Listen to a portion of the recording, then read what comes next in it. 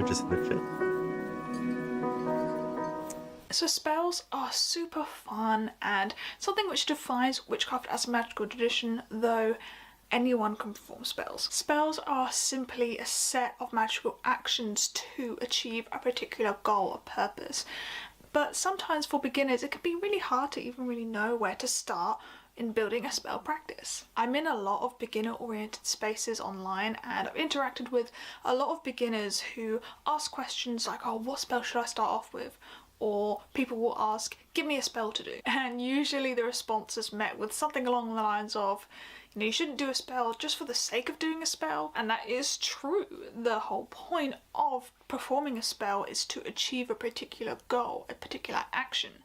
So I kind of just want to spells just for the sake of spells aren't always that effective in terms of practicing magic. But, you know, I've been there as a beginner. Sometimes it can be hard to really know what to do as a spell. You know that you want to be a witch, you know you want to be a magical practitioner, but you want to practice magic but you don't really know what magic to practice, and sometimes that can be hard. This video I wanted to complement the video I did on magical practices to do as a beginner witch that people responded to well, and I think what I wanted to carry on is this idea of things to start off with if you're just really unsure and struggling to navigate a path forward. The practices I talked about in there are more general, so they're basic foundational practices that will complement your magical practice, your spells, your rituals as you go on. The things I'm going to be talking about today in this video are spells which are already made, which examples what you could start off with. These are spells which I have practiced in my craft or use regularly. They have been effective for me and I thought I would share some with you as they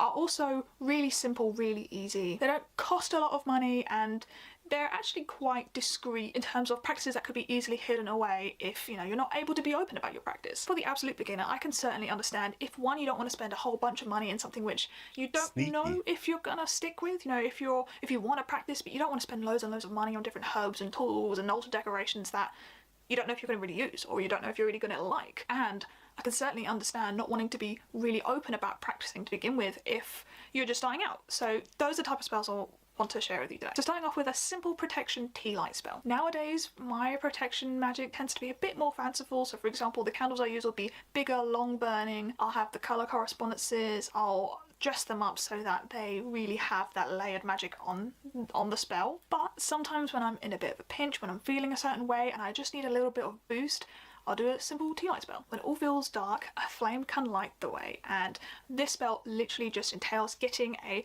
tea light candle.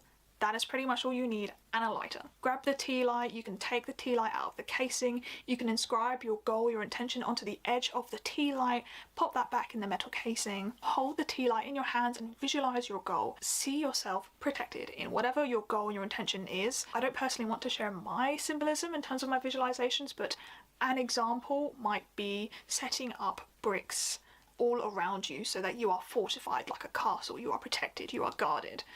That is an example of a visualization you can incorporate. Also, whilst you're lighting the tea light, you can include some incantation. An example could be something like, candle flame transform, make me safe within this home.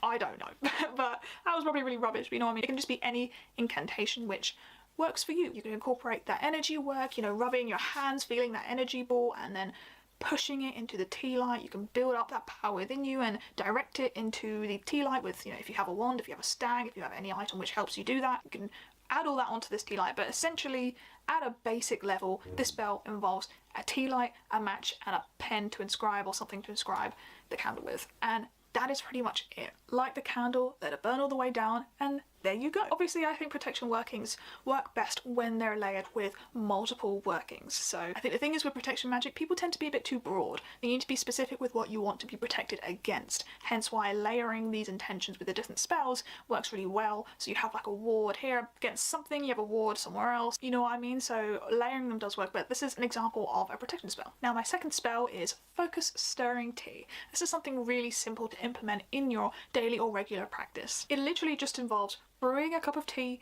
or, you know, a coffee or a hot beverage, or honestly any sort of drink really, but I like to use a cup of tea. As you're stirring, focus on your intention, your goal. So in this spell, it's focus and concentration. What I like to do in the mornings is I make my cup of tea, I grab a spoon, I stir clockwise, I whisper my incantations for focus and concentration to complete all the tasks I need to do that day. That's something really small that I implement in my morning routine, and it just works for me. It's so small and so simple, but the tea becomes a potion to help me achieve my goals. And then I sip my tea as I begin my work for the day. I think this spell is really great for those who need to disguise their craft or don't really want to be really open, as no one will really question someone drinking a cup of tea. You know, if you wanted to use specific herbs, you know, for concentration, for focus in the herbal tea, that is great. You can obviously do that, and it adds to the correspondences of that magic. That works great. But a really simple spell is just stirring intentions into a potion.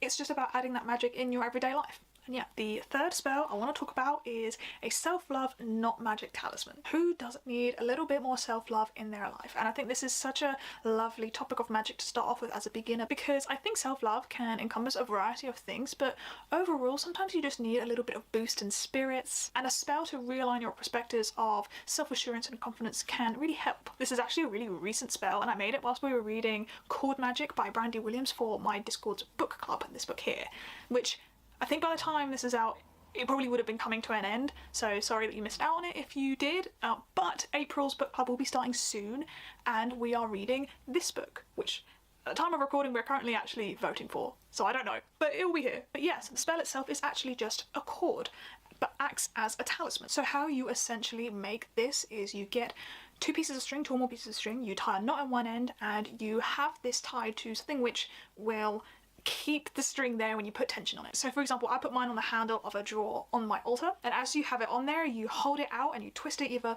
left or right to essentially make the twist. Since we are attracting something in our goal, we twist it right as we are sending the energy out to manifest it. If we wanted to send the energy in, we would twist it to the left. So perhaps if you're already feeling quite self-confident and you want to maintain the self-love that you are experiencing, you might want to go left to keep the energy in instead of sending it out. So yeah, then you twist the string. When it gets quite tight on the twist and just before it starts to like kink in the string, you essentially let it go whilst holding on to the end. Still hold on to it, but you essentially let go, and then it will just automatically twist itself. You tie a knot and voila, you have a chord. So yeah, that is essentially the spell, that's it. And you can have the talisman as something which you keep in a pocket or you put on a keychain. You know, if you want to make it slightly longer than this, you can tie it around your wrist as a bracelet, or maybe an anklet, or maybe actually you just put it around like a finger. I don't know, there's so many ways which you can use this, but essentially acts as a talisman, something to hold in that magic and to keep with you. Very, very simple stuff. And again, it's quite discreet as it's something which it's just a piece of string, it's just a chord, it's just, you can just say you're practicing making bracelets and it's just something which you made and you like to fiddle with it. You know, it can be very easily hidden. Do want to shout out this book, Chord Magic by Brandy Williams.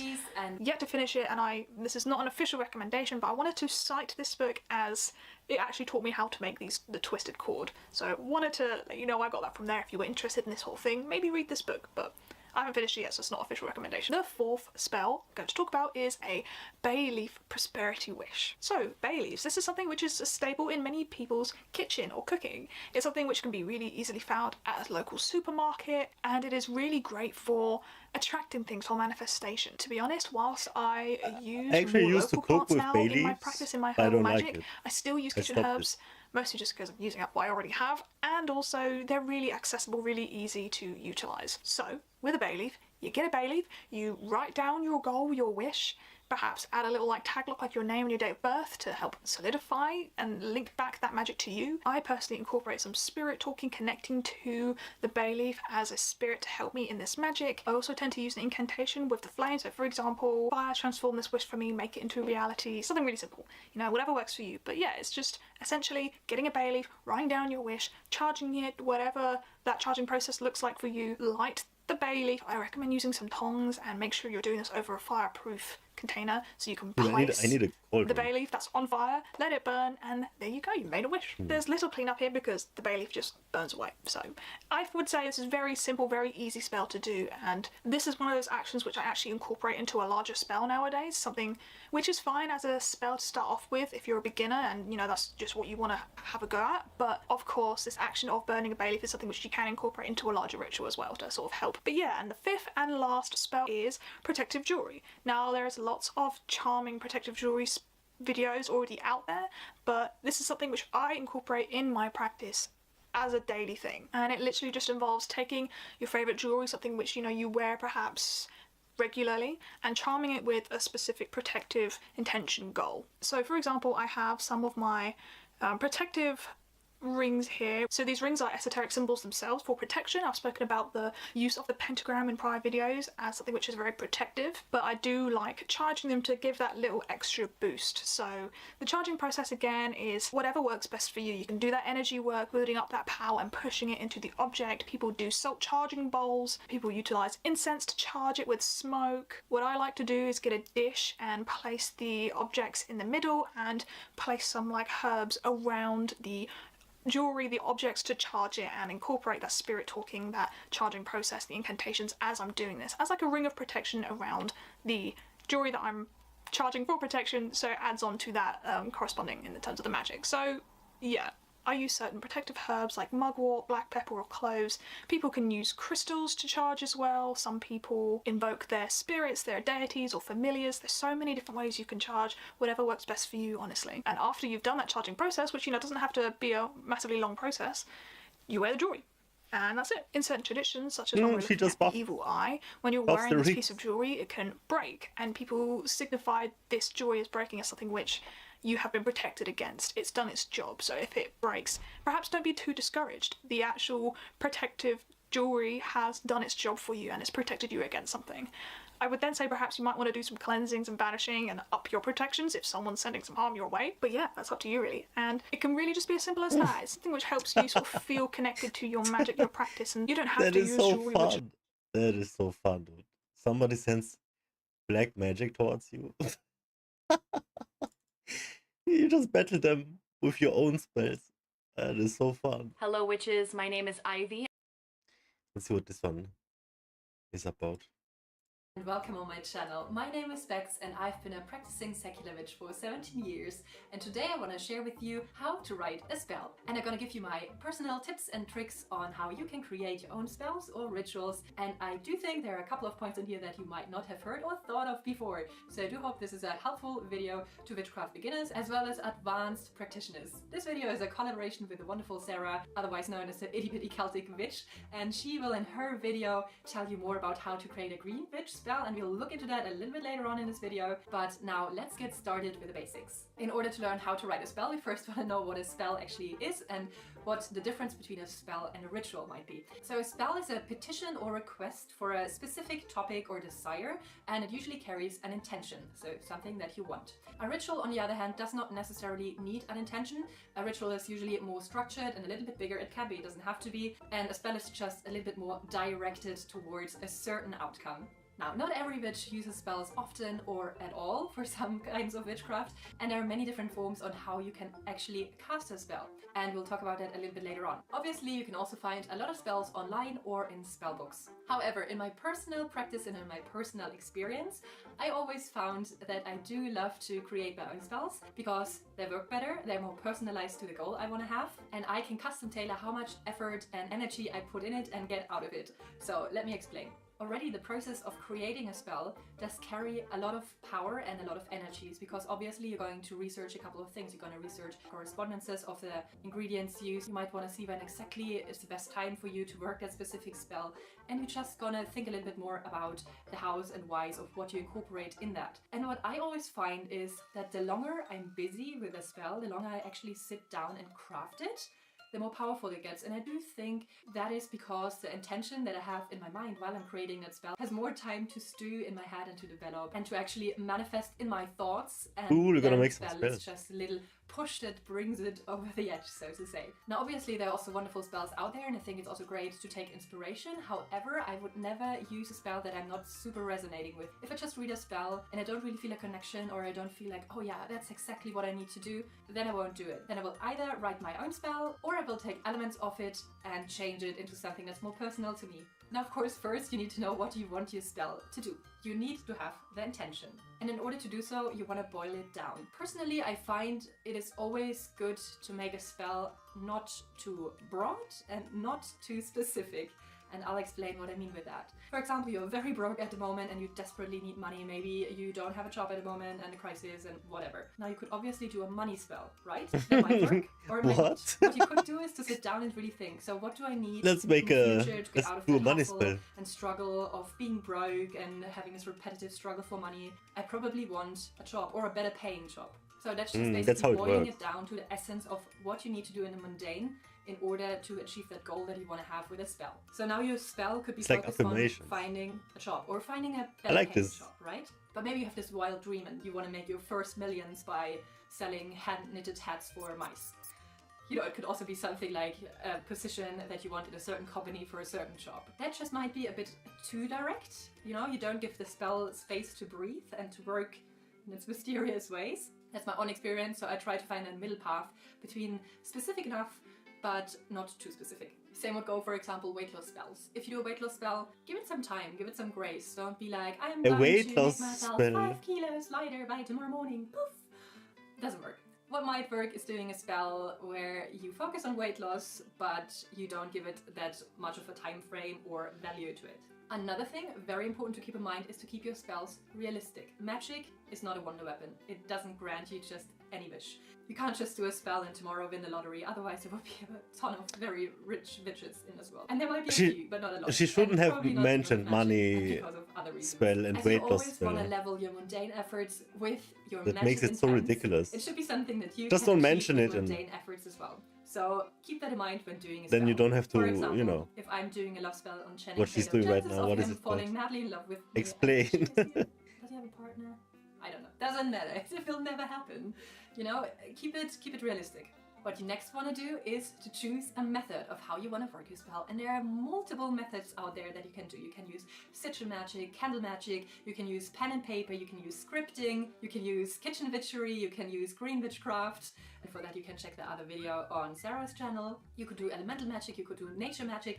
There are so many options out there. Just choose one that resonates with you and that you feel fits the spell and the purpose. So when speaking about intention, we usually also use a phrase or a sentence, a spell. Any witches in the chat? So we're using words in order to describe what we wish it will happen. So you're basically telling the spell actually really vary on your culture. That just... I don't know. I don't like this video.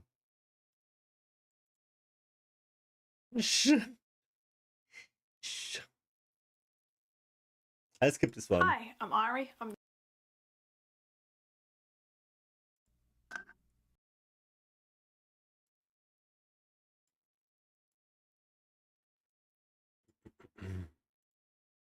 How's it going?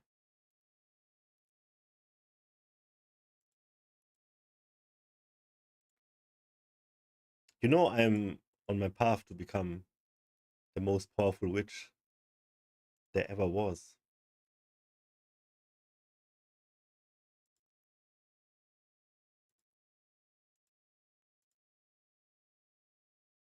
And nothing can stop me.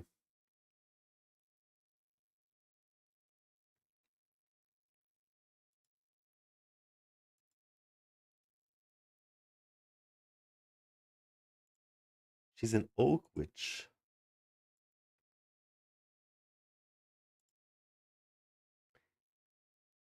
What you said? You from the past? No, I'm from the future.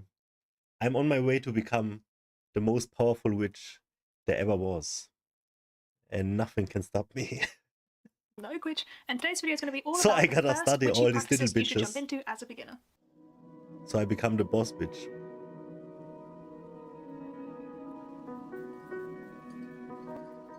So something we say to beginners a lot is to research. to read, to prepare yourself, to make sure that you know what you're doing before you do it. And this line of thinking is really important. The idea that actually you need to make sure you're well researched before you jump into anything is for safety reasons, right? But the other side of it is, well, where do you start when you're done or to a good enough point where you can actually start practicing? What do you do? And this is what I'd like to go through in this video. I want to talk about the types of magic which ideally you should be jumping into. The goal for today is to cast one spell. I already have learned one, a T-Light spell, but it's a little bit too lame. Maybe we can learn something more spicy. First, if you're a beginner and you're researching and you're thinking, oh, well, actually now I feel like I could start practicing, I want to start doing some stuff. These are the things which I think you can immediately jump into, stuff that you should be able to actually have a good understanding of in terms of your practice before you jump into other types of advanced magic. And a lot of people call these the basics. These are foundational practices found within witchcraft and other magical traditions. And this is stuff that I've spoken about on my channel before, but in this video I wanted to give a concise enough list of what practices you should be jumping into and how to do so. One of the first witchy practices you should be doing straight away is grounding. Now, grounding arguably is a type of energy work, which energy work is actually used quite a lot within witchcraft and is utilised a lot by magical practitioners. And energy work is something which is so broad. People, I think, simplify it a little bit, and I will be simplifying it a little bit for the sake of this video, but energy work consists of an array of different practices from different cultures. Going back to the Akashic record is grounding. Now, grounding arguably is. Wait, what was the Akashic record about? I really forgot. Hey, the medicine has burned some holes in my brain, I swear. I had some really big like I would lose words and phrases and stuff. Thankfully yesterday throughout the ritual it was all good. But especially in the first days, I would like have like brain farts.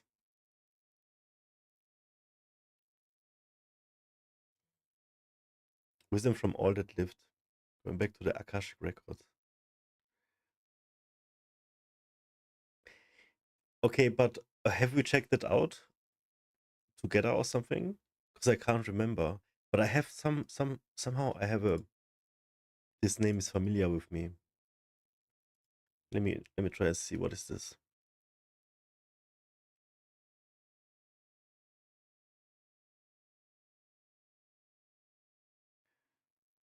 How to access the Akashic records. What are the Akashic records? What the fuck?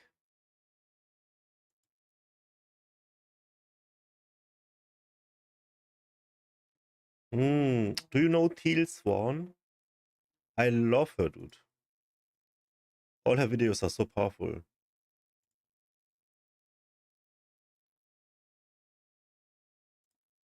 Teal Swan, yeah. So you believe in Source? Because I like that idea a lot.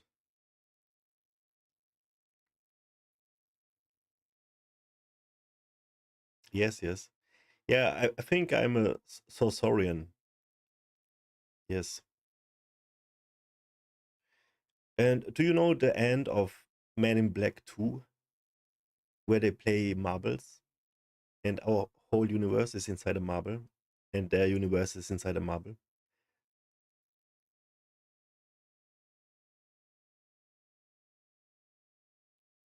I believe in this too, not though in a plastic sense, like you would try to imagine now in a 3D external environment kind of thing, but just in the idea of it. In everything is within itself.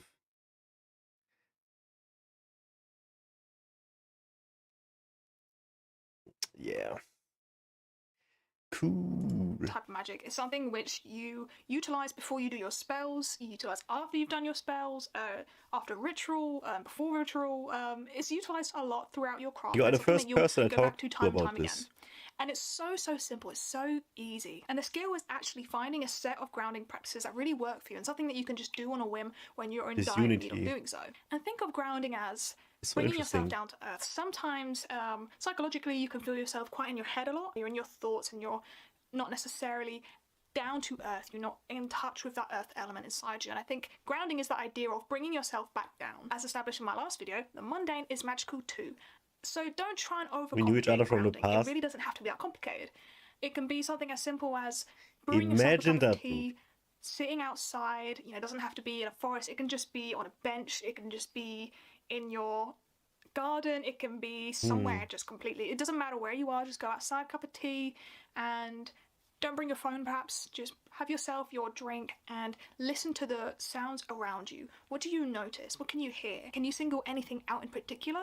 What does that sound like? And focus on that sound. And just let yourself be aware of your surroundings and just sit grounded as you sip your cup of tea. And it can be as simple as that for you. Grounding can just be going for a walk. It doesn't even have to really be a nature walk specifically if you don't have nature around you. Just go on a walk and try to identify the weeds that are along the cracks of the pavement or the random tree that you find every now and then. Finding nature in those spaces, even if you're in an urbanized area, is still really lovely, really grounding. She's talking about grounding. Grounding is so important. It was the first thing I learned in therapy. My therapist was like a monk or something.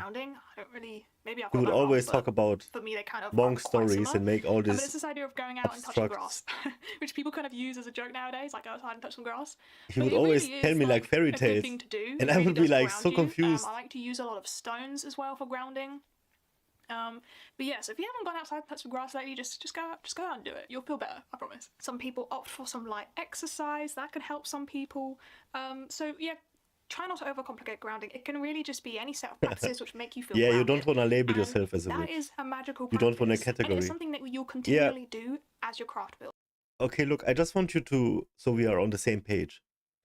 I am the most powerful witch I'm about to become. So, you know, I'm gonna have all the categories anyways. Just so we're clear. So the second type Satan of is going to be my pet. Doing as a beginner straight away is centering. Now centering, I guess, also falls under this energy work umbrella.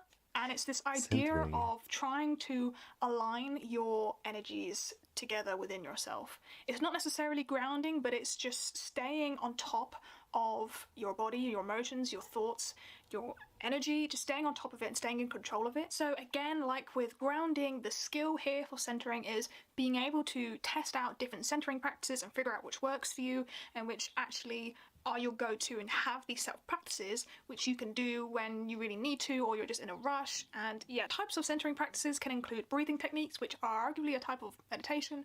I like to opt for just a simple slow count to 10 and then from 10 down to 1. Something just that really gets me out of my anxiety is just looking at things. They are quite cute though. Bakery witch, forest witch. There are so many Bakery different is centering and grounding exercises that you can utilize. And honestly, you might look at this and think that they're quite like boring and not really too witchy, and arguably actually a lot more psychological. But they are foundational practices. They are really useful things to get a hold of. Arguably, they are a type of magical practice. So don't knock them. I think you'll find if you have a good foundation of these skills, when it comes to doing things like spell work and rituals and all the fancy stuff that people enjoy way more, it will come a lot easier. Do you even think I can call myself witch? Will be a lot better. Or is that like females only? These types of foundational practices can really strengthen your magic and make it go the extra mile. So diving into these practices first, I think is why people say the basics are so important. Magician, One thing I wanted to add is I heard the word, the term warlock. I have a beginner, I think I mentioned this in my tips for beginner witches video, but I made a Google Doc resource The Witcher is the guy? I made a document full of tips. It's a massive guide full of resources and like book recommendations and articles to read and things like that. And I've put that in every single one of my videos below. What a warlock is. I've been updating it ever since. Because it sounds insane, but I think it's something else. And I have actually included a whole bunch of resources for these types of magic. So if you wanted, you know, not just my advice, if you wanted other people's advice, other videos, other YouTubers, other website links and stuff. Oh yeah, warlock is good. Look at that link below. It's in every single one of my video description boxes. So yeah, go have a look. Your warlock is amazing. It is below. So the third type of witchy practice that you should be doing straight away, which is actually a type of magic, and it is protection. Now this is a little bit more of a fun magic, but protection is also really, really crucial. When you start getting into working with energies and spirits, if you don't know how to protect yourself, it's a little bit dangerous actually. And this isn't to instill fear in you. I don't want to you really, really like. Okay, so she's talking about the pentagram being a protective symbol. So I didn't know that. I'm gonna look into that more. And then this symbol, what is this? It has these elements of the one with 3 of these, but there's like a new one. I don't know this one. You work with dark power. I mean, it's intriguing, and I think I have to master it. I have to master everything to become the most powerful. So I believe so.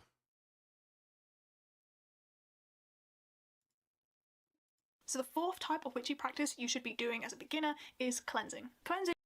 Right, so you have protection magic. You can cleanse. That's a pretty safe life. Yo, what's up, Saintfield? I don't work with it, but it works with me.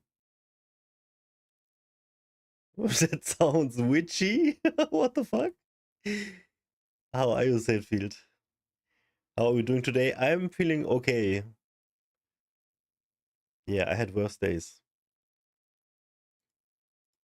Lastly, the 5th type of witchy practice you should be doing as a beginner witch straight away is introspection. Now, this is really, really broad and a bit kind of simplistic for me to give as a witchy practice, but hear me out. Introspection is, I think, crucial for a witchcraft journey. Emphasis on the journey. This is something which is a development of yourself, of your magical self. So I think that being able to have these critical evaluation skills on yourself, your journey, where you are at, your progress, and being able to... Wait, what is introspection?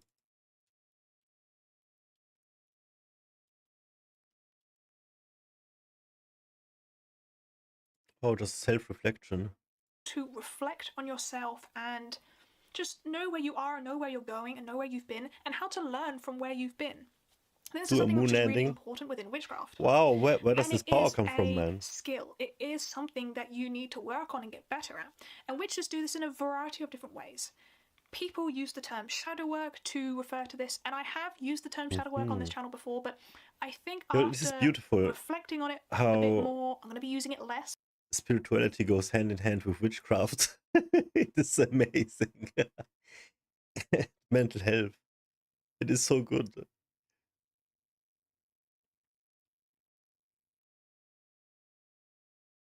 Hello, darkness, my old friend. It heals you. If you wanna tell me more about it, that sounds intriguing. Darkness is the best thing. I mean, we can start a cult. That's why you were so high on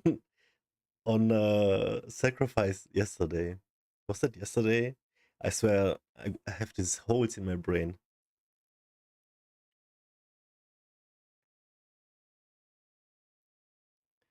Incubus. You're writing a book with ChatGPT? I started writing one with ChatGPT. I have 5 or 6 chapters. I started writing this year and now I haven't written for like a month for sure.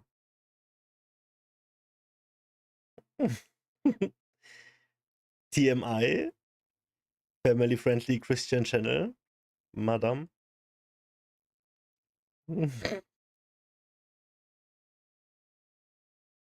Oh, Monka TOS.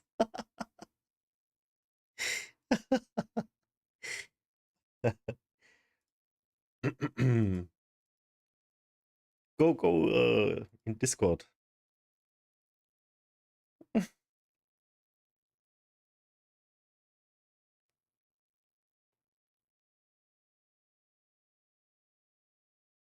With the help of ChatGPT. Yeah, it's really cool to use it.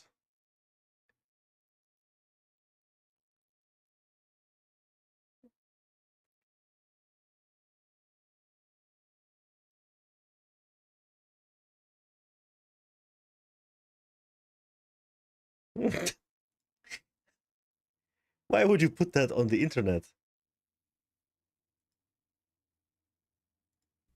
Let's see, spells for baby witches. I might be a baby witch now. Oh, that's Zelda. Let's see, what is this? Hi witches, I'm Amber and welcome to another video. Today's video is going to be different types of crafts that you can do for beginner witches and if you're just starting to get into the magic side of witchcraft. The first topic is going to be 3 different types of spells. The second is going to be 3 different types of witch bottles, and for the final tutorial it's going to be a ritual. Like I said, these are good for beginner witches who don't know a lot about. They're really simple and the ingredients are just things that you have lying around the house already. So with that said, let's get into it. The first spell that we have is a healing spell, and for this you will need 3 blue or white candles and a utensil to inscribe the candle with. Form a triangle with the candles and inscribe the name of the person you intend to heal on the candles. Light the candles and concentrate on peace, health and positive energy. Next, recite the following while looking into the candle flame. Healing light, shining bright, let this sickness flee in fright. With harm to none, including me, I cast this spell, so mote it be. Repeat this 3 times and meditate while you let the candles burn out. While this happens, visualize the person happy, healthy, and whole. The second spell is to banish bad luck. I will cast this for you, Yikes. This while holding some it will help stones you. Such as malachite, amazonite, it will heal you. Or clear quartz. Chant this as many times as needed. Today is not my day, everything has gone astray. To keep me sane, to keep the peace, bad luck coming my way shall cease. I banish pain, I banish sorrow, gods and goddesses bless my tomorrow. Does it have to rhyme? The third spell is to help a friend in need. For this you'll need a candle, a bowl and some water, either tap, rain or moon. Joking, not Put the candle joking. in the bowl and pour in the water, but be sure not to get the candle wet. Next light the candle and say, little angel, come to me, help my friend in need. Help them find the answer to the question they hold in their mind. Little angel, come to me and my friend in need. Little angel, help my friend find their answer, free their misery that they plead with me. After saying this, think of them and blow out the candle. These are pretty easy tea light spells. Next are witch bottles. The first bottle is a bottle of cleansing. For this, you'll need sage for cleansing and protection. Is it Twin Moons again? I think there was something. Thyme for courage. I think there was something. Rosemary for clearing a negative mind.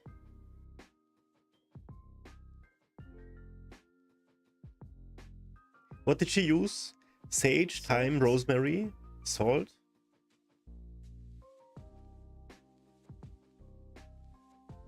Amethyst shards. I have all of this. Lavender oil. Oh, I don't have this. Either works.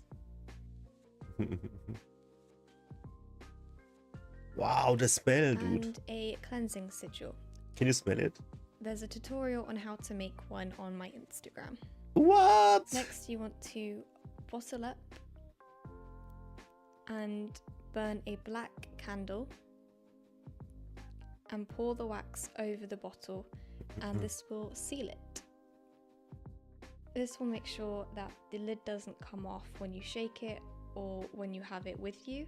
And the purpose of bottles is that you can carry them around with you in your bag or in your pocket so that you feel safe. Wow, I'm so gonna do one of these. Whatever they were made for. And to activate it, you just shake it and set your intentions into it. It doesn't have to be this small, they can be as big as you'd like. For the second bottle, you will need rosemary for courage. The moon is making people horny. Cinnamon for happiness, strength and success.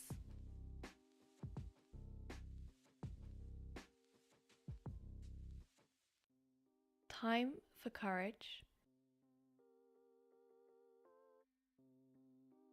Sage for self-confidence.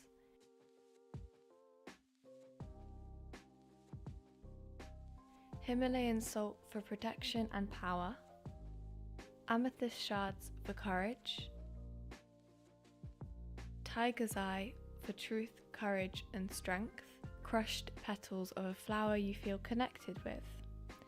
Seal this with white wax for purity. So the one before was black wax.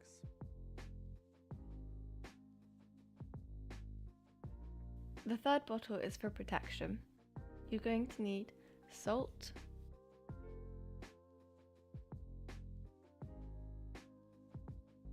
black pepper, which I grounded up in a mortar and pestle. This chat is Monka Giga. Monka Giga TOS tonight. Chili powder,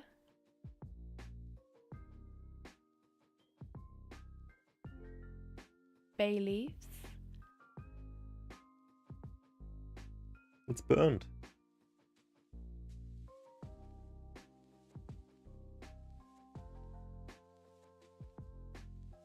rosemary to clear a negative mind.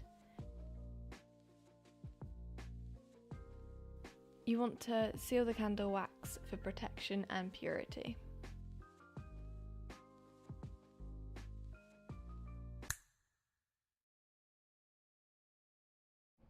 That is so good. The final thing I'll be talking about is a ritual.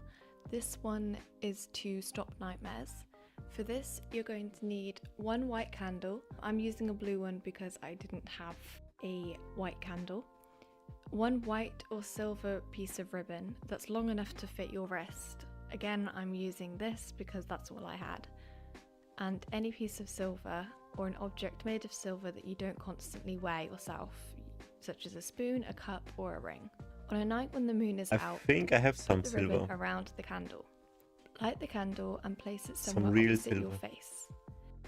Watch the burning flame for a couple of minutes and relax. Next, close your eyes and imagine beautiful scenes related to happiness and peace. Meditate for as long as you wish, and when you feel like you're able to focus on one thing, approach your window, holding the candle, and look at the moon. If the moon isn't visible, then you can just look at the sky. Repeat these words. The moon is my friend who is listening to me, bringing the beauty into my dreams. The stars are here forever to shine, bringing serenity and peace of mind. When I close my eyes, they won't be gone, keeping me safe till the dawn. You want to repeat these words for as many times as you feel you need to. And once you're done, blow out the flame and take the ribbon off the candle. Tie the ribbon around your wrist before going to bed.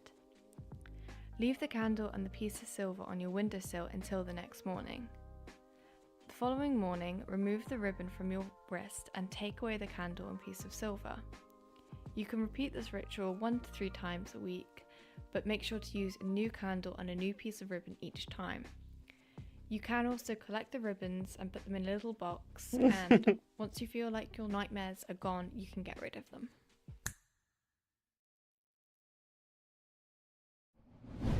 Thank you so much for watching this video. I hope you enjoyed it. Bro, this was so good. What the fuck? Styles, please make sure Only to tag me only in 9k Instagram on them subs. and let me know how 5 they years went. ago. Oh my So, god. until I'm a big fan. Let's see, 3 years ago. Casting Circle.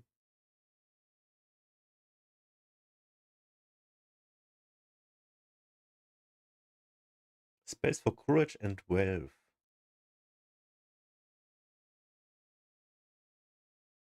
Look at this. It's all interesting to me. This is all relevant to my interest.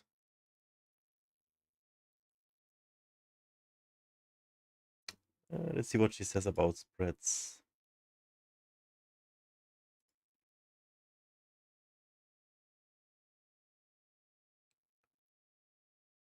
Book of Shadows, what the fuck?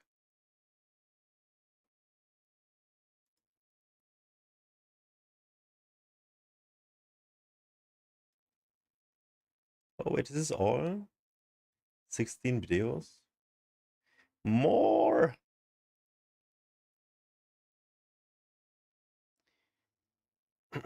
if you work with the 7+ chakras, you can achieve Akashic records. Well, tomorrow we're gonna start with the root chakra, and every week I'm gonna add another chakra. And we're gonna have one day of the week where we look a bunch of stuff up about the root chakra, and I'm gonna, like, when I meditate daily, I'm gonna like focus on the root chakra.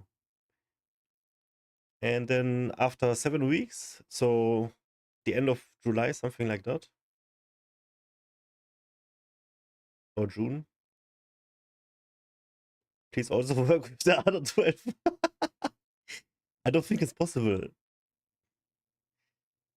You have to enlighten me, because these are inhuman.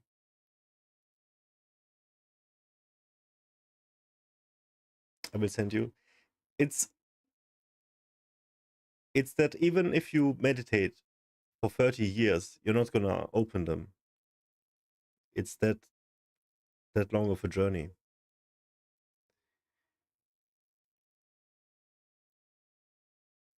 So I'm just gonna accept that I am of mere rotting flesh and use my time somehow else. Not to be disrespectful, but I don't think, I just have to be realistic of what I can open. I would be happy with 5, with the bottom 5. Yeah, but the medicine is gonna be an issue. There's some stuff going on right now. We have to first get used to it, and then I can evaluate again. But I think I'm gonna be a little scuffed for the next few years. But it's okay. I'm choosing it to be like this, at least for 2 years, like just so I can focus on business.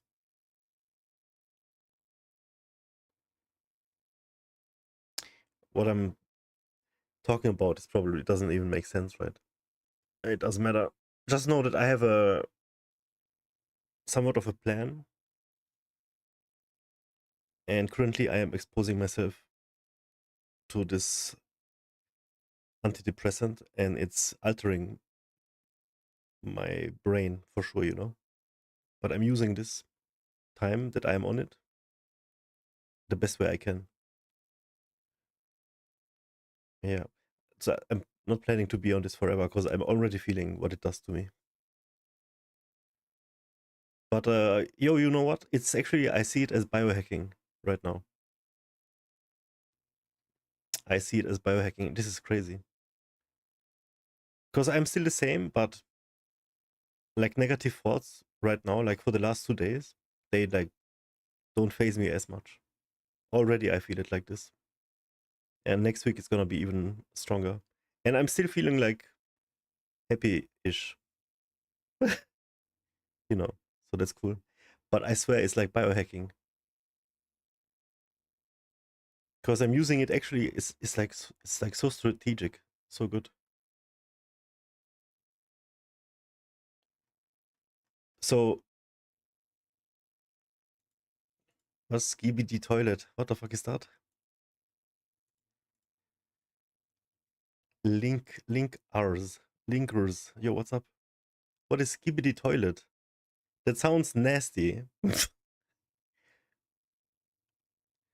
Yo, let me finish my thought. What was I on about? Oh yeah.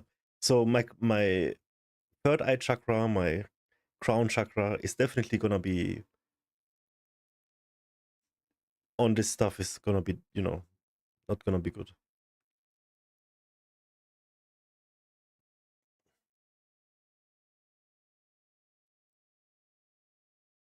Action gory. Oh, I'm not watching any gore stuff anymore. Unless it's in video games. Take you 2 months. Yo,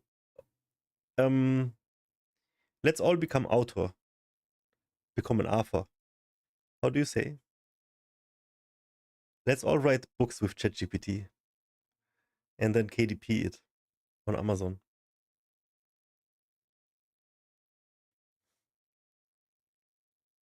I will biography my supervillain arc of becoming the most powerful warlock.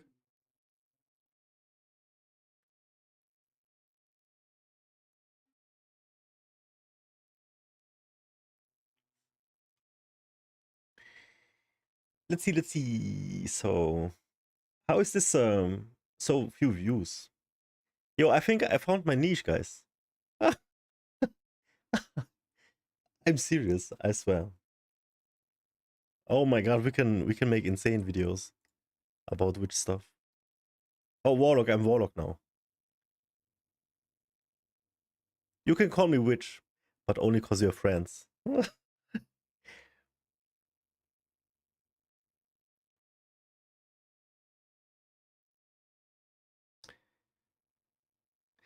You know, you can all it is said that you can only be creative when you feel safe and good about yourself. When you feel secure and you can express. So that's a good thing. That must mean you're chillaxed. Please call me mistress.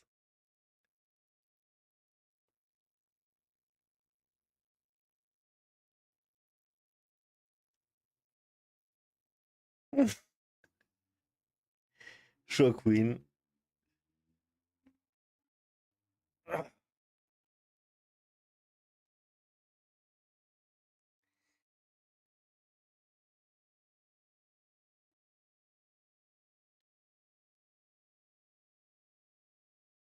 Queen is triggering me, man. Memories. Let's see what she has to say here.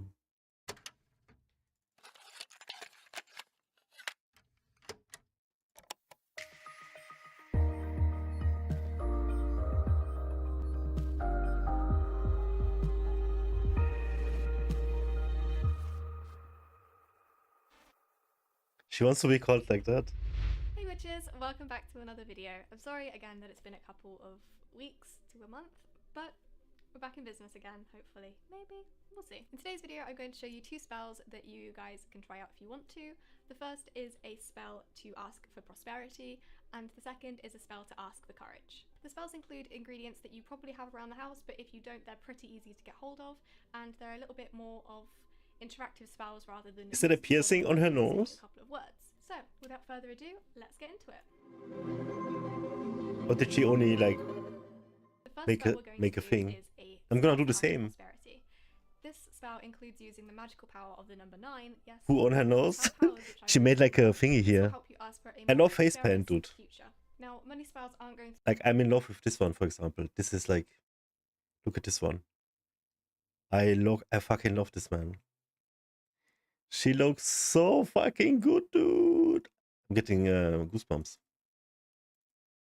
Make you rich overnight, nor are they going to make you win the lottery. I love this tribe. They just help you as long as you're in... What is it, New Zealand or something?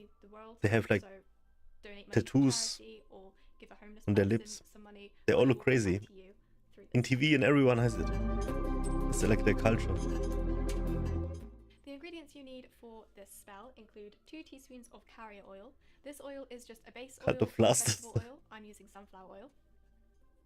Don't make fun of my flasters, man. Now, I didn't have any spare, so I substituted the rose oil for thyme, as it is also a prosperity herb. A what? If you do have the rose oil? A small bottle. Any ornament that is precious to you. Any crystal that has the reputation of bringing That's a wealth, tiger's eye. Or tiger's eye. Yeah. A piece of jewellery. An item of silver or gold. A white altar candle. And a gold taper candle. A bowline or a burin. Now, I recently found out that these are just other words for an athame or a knife.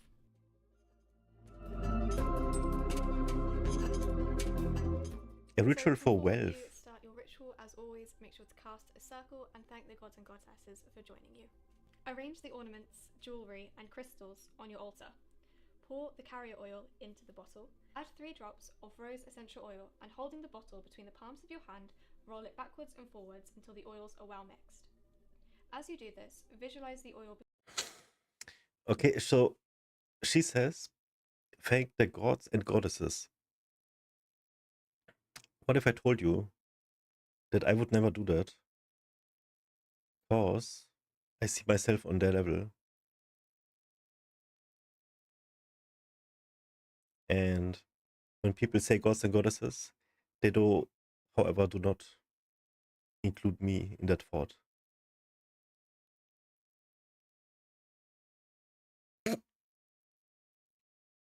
What do you say?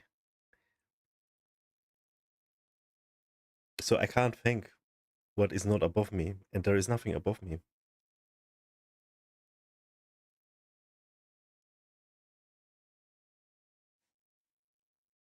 Becoming blessed with Okay, power great. and good fortune.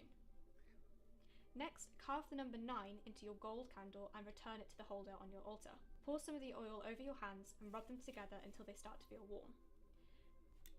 As you rub, visualize that you are charging your hands with the energy in the oil.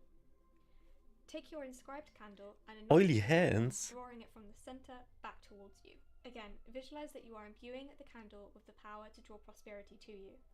Roll the candle between your hands for a minute or two before returning it to its holder and lighting it. Focus your attention onto the flame and repeat the following. As the flowers do bloom in spring, gods and elements to me wealth bring. By your powers, banish strife, and bring enrichment to my life. And let it be done, that it harm none. Once you have recited this, you can either let the candle burn out, or if time is short, you can extinguish the flame in your usual way. Once the flame is out, you can bring your ritual to an end. The second spell is a spell to ask for courage. This spell is best Chill, she's just trying to help. The faint-hearted. Make sure that the Tuesday is in Aries and that the moon is in waxing or full. I'm gonna do my own wealth spell.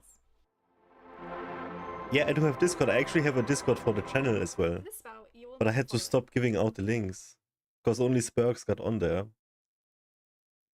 Spamming and stuff, you know. Wanna share that opening of my book? Man, it's ChatGPT. I'm not reading that shit. You're gonna have to put like real effort into. You're gonna have to let it write by ChatGPT. I know it's your ideas and stuff, but then you have to rewrite it with a different AI, and then again you have to like rewrite it, and then you put it through a test, which says how much % of AI it thinks is in your book, and then you can publish. That's how you do it. I watched the guide.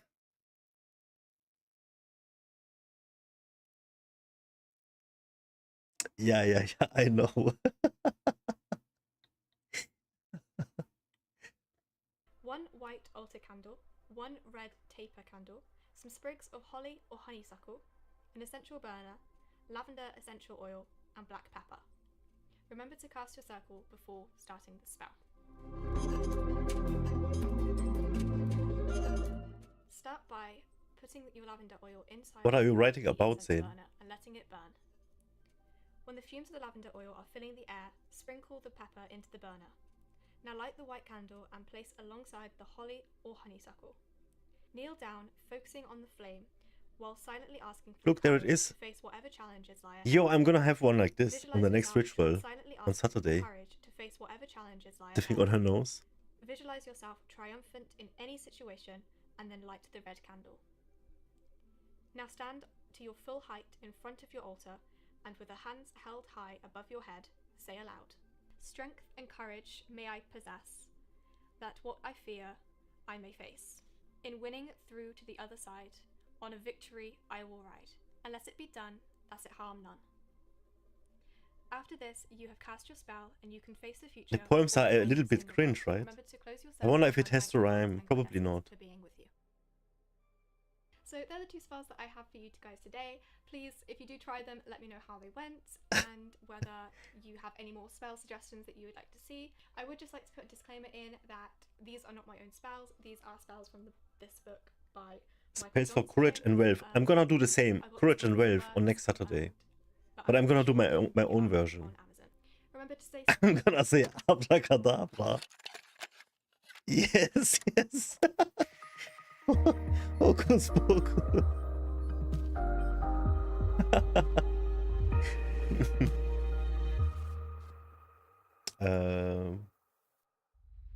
Check Discord. Hey witches! Welcome back to this week's video, and in today's video we're going to be talking about how to start your spiritual journey. It started out nicely. I was posting stuff is deciding on your fate and trying to be, you know, posting and everything and having people come, but then I don't know, man, like kick people came. Let me see if I can find it.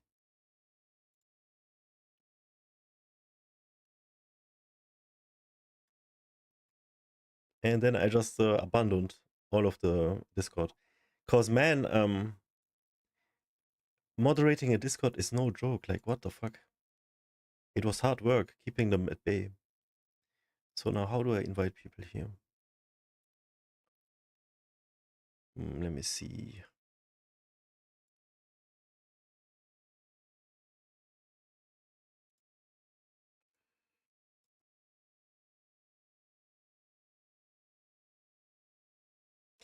You believe in what I told you, that I knew from the past, and you helped me, maybe.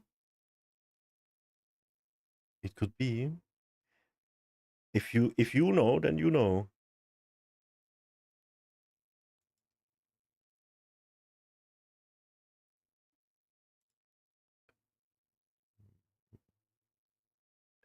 I'll give you the invite in just a second. I have to figure out how does this work?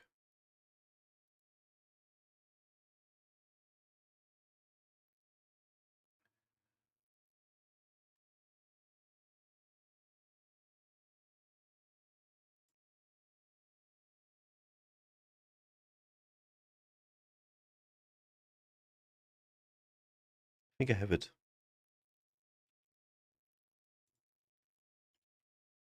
Okay. Whoops. I'm a boomer. Uh-oh.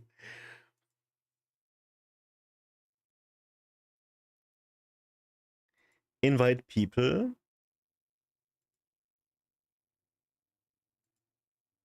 Hidden use copy button.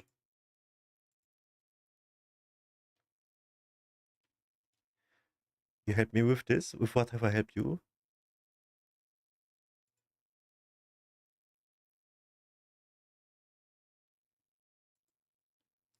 Just add me as friend and then this is my Discord name. And then I'll just add you to the server. I think it's easier because I can't find the invite link.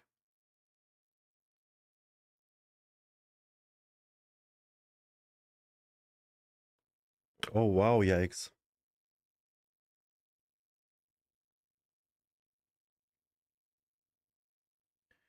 Wow, that is crazy.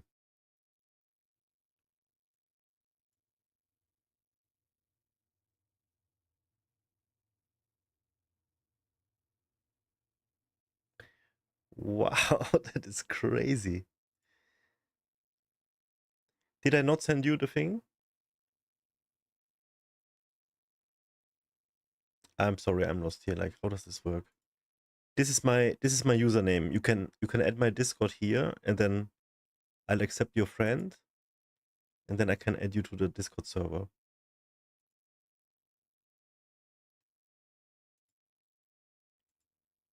Oh, there you are. I see. Okay, bro. Now I press this. Invite people.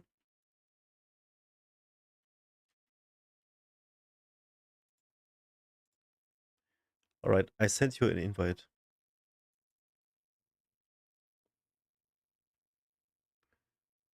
And then I sent a Gia an invite. Did you accept? Did you accept my my friend request in Discord? Is that you? Gia.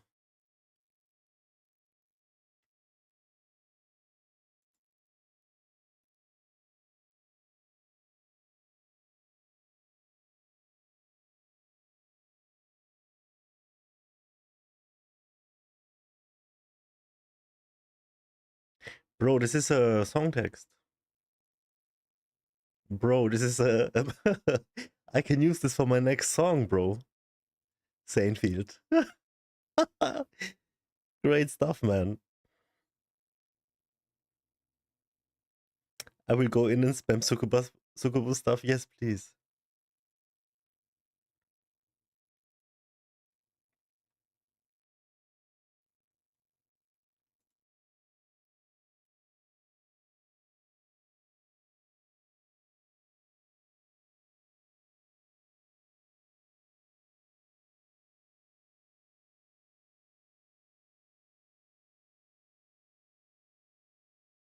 Let me see. Is my channel any good to have guests over? Okay, I guess just spam in memes or so.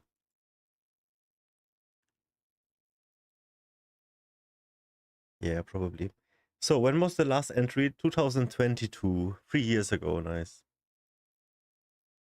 Yeah, this server is 3 years ago. Last time people joined in there. Oh, that's epic.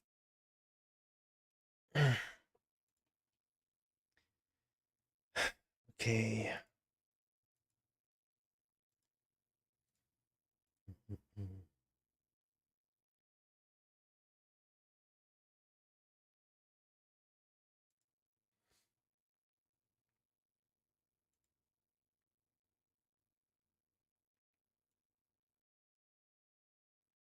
Read the thing I DM'd you. I read it, bro. I was commenting with that's a song text. Or you mean yikes?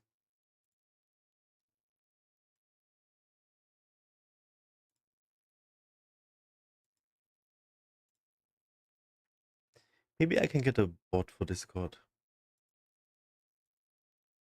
3 years later, probably easier to moderate stuff. I'll look into it.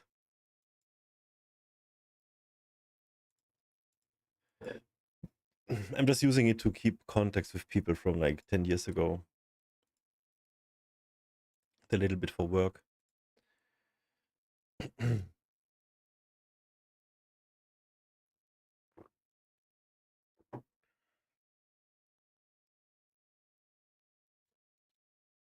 Let's see. And whether you are right, so this term, Wicca, I have also read. I want to see what she says, what this is about. By religious, I mean, are you Wiccan, are you pagan, or do you just simply want to practice witchcraft? Some religions that fall under the term paganism include I just want to dominate the world. And l8r. I probably completely butchered those last two, so I'll put the spellings on the screen somewhere. Pagans often believe in one or more deity or divine spirit, and they also believe that the earth is a sacred place and you should treat it as an equal. They also follow the natural occurrences of the earth, such as the seasons, the moon, and the sun. So the term Wiccan is people who follow the pagan beliefs and the religion, but also practice witchcraft. We practice rituals and magic to help us with our faith, and we also work with the phases of the moon, as well as the 8 Sabbats. The good thing about Wicca is that it has a great amount of freedom in the faith. It's all about making your beliefs and your schedule work around your faith. So if you want to believe in one deity that someone else doesn't want to, then that's absolutely fine, that's your belief, and you don't have to stick to a praying schedule or anything like that. It's all down to you and your schedule. The faith embraces that we all have different views and opinions, and the faith also believes that there can be no good without bad, and vice versa. Like pagans, we believe that the earth is a sacred place and should be treated as equal and with respect. It's quite open, and it thinks of unity. Finally, we have witchcraft. Witchcraft is a craft and a practice, not a religion. You can practice witchcraft without believing in any deities or worshipping anything. You can just be a witch. There are many types of witch that fall under the term witch, and this can be anything from a green witch, a hedge witch, kitchen witch, electric witch, a kitchen witch, a bakery witch. Many, many, many more. Once you've chosen or found your practice and found what you believe in and what suits you more. I'm gonna master the only bakery piece for of sure. advice that I can really give you is do your research, and you do not have to just go straight into it and be like, oh, Toilet witch? I'm going to worship Odin or work with Odin, because a deity will come to you when you are ready. You don't have to go out immediately and buy all of your ingredients. Everything can just be something from your kitchen, and take it slow. Don't rush into it and think that you need to know everything within like a day of knowing what your religion is. It's going to take time, it's going to take practice, and just trust yourself and your intuition. One of the other things that you can do is go onto Facebook or Reddit and find local online covens. What the fuck? I'm on one on Facebook called Witches and Pagans in the UK, which is really, really nice because everyone looks after each other, and there are people who have been pagan or practicing witchcraft for 60 odd years, and there are other baby witches on there as well. If you're choosing to just practice witchcraft and I drank my pee once. or a deity attached it was to delicious. But you don't know what type of witch you are or want to I became be. sick One afterwards. of the things that can help you figure out your path is what are you into. As basic as I can make it. The best way I can describe it is if you are into baking and cooking and being in the kitchen all the time, you might be a kitchen witch, meaning that you would put your magic and your energy into making things, even down to stirring your tea clockwise instead of anti-clockwise, and stirring your tea and putting in good intentions to drink it. That's magic. So clockwise is you send, if you like gardening, foraging, or anti-clockwise is you draw things out of the plants that you have around and everything like that, you might be a hedge or a green witch. The main thing is listening to yourself and your intuition and see what I'm actually works out for hungry. you might start off as a kitchen witch, but then move over to I being a green witch. Make some and chicken in all nuggets. honesty, you don't really need to have labels on what kind of witch you are, as long as you're It's doing like something you love. it's and sort you of have a people, fast it food doesn't really Sunday. matter. One thing to mention about going online is just make sure to stay safe, and if you are one of the younger viewers, Food with anger. make sure to have like parental guidance on going online and on Facebook talking to strangers, because not everyone is nice. That's it for this week's video. I hope it helped you out on where to start your journey, and I wish you all the best of luck. Stay safe, stay witchy. Bye! Stay safe, stay witchy. Let's see what her tato spreads are.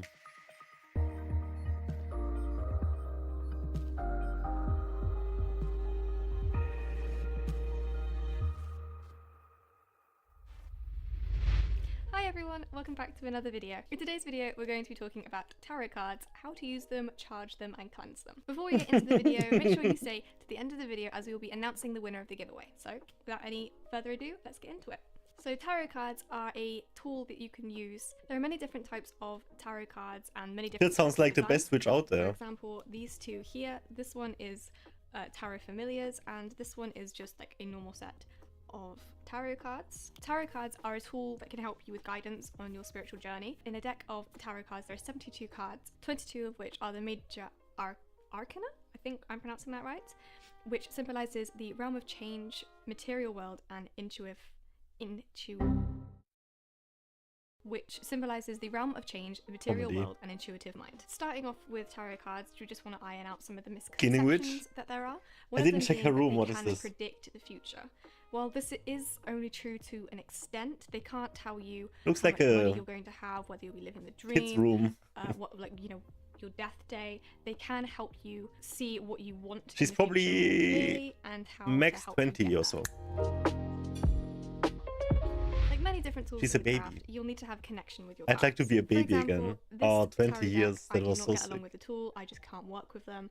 I do have it around as a spare, but I just don't have a connection with them at all.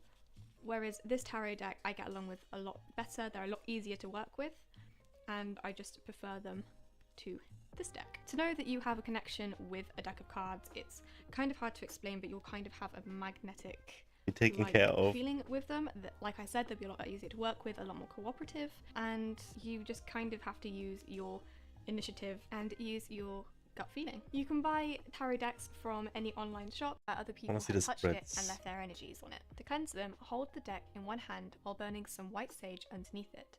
Afterwards, with your fist, tap the top of the deck like so. To charge the deck, which you'll need to do before you use them, place a piece of charged clear quartz on the deck and place it in a windowsill in the sun.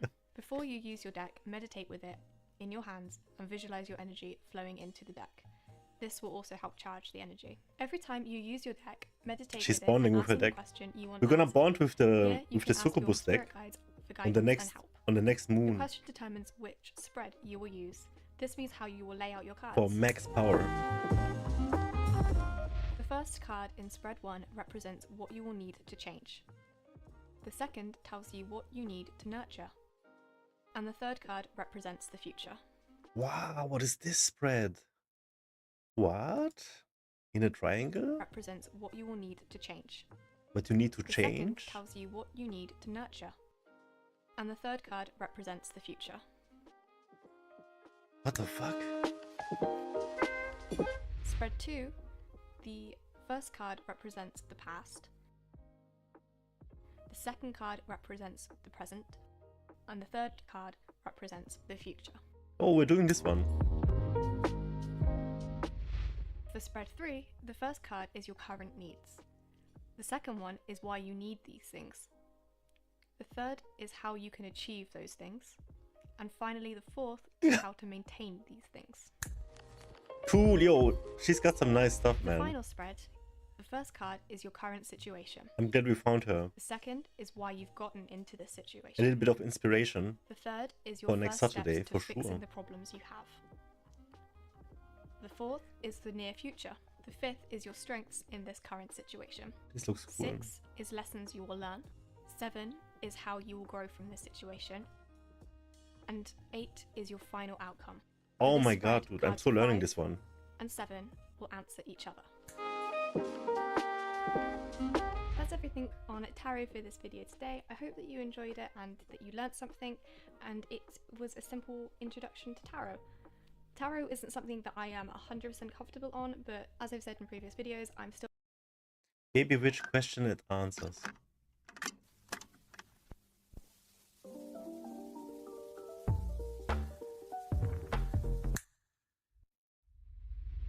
Hi witches, welcome back to another video. Before we start, I just want to apologise for any background noise that you might be able to hear.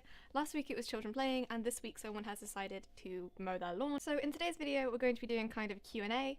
I did put up on my Instagram story if anyone had any questions to be asked, but nobody actually answered. So I went through all of the comments on all of our videos. I think it's time for and some got the chicken most commonly nuggets. asked questions that people want to know the answers to. This way it also just saves me going Some through all chicken of the and comments fries. repeating Oh, myself baby. on different comments. At least it's Let's here get it and right back. everyone can just kind of watch the video and get whatever information they need out of it. So I can't say who the question came from, but we'll find screenshots of the questions asked and put them on screen. So if I don't say out your username, please don't be offended. It's just that I didn't write them down on my book.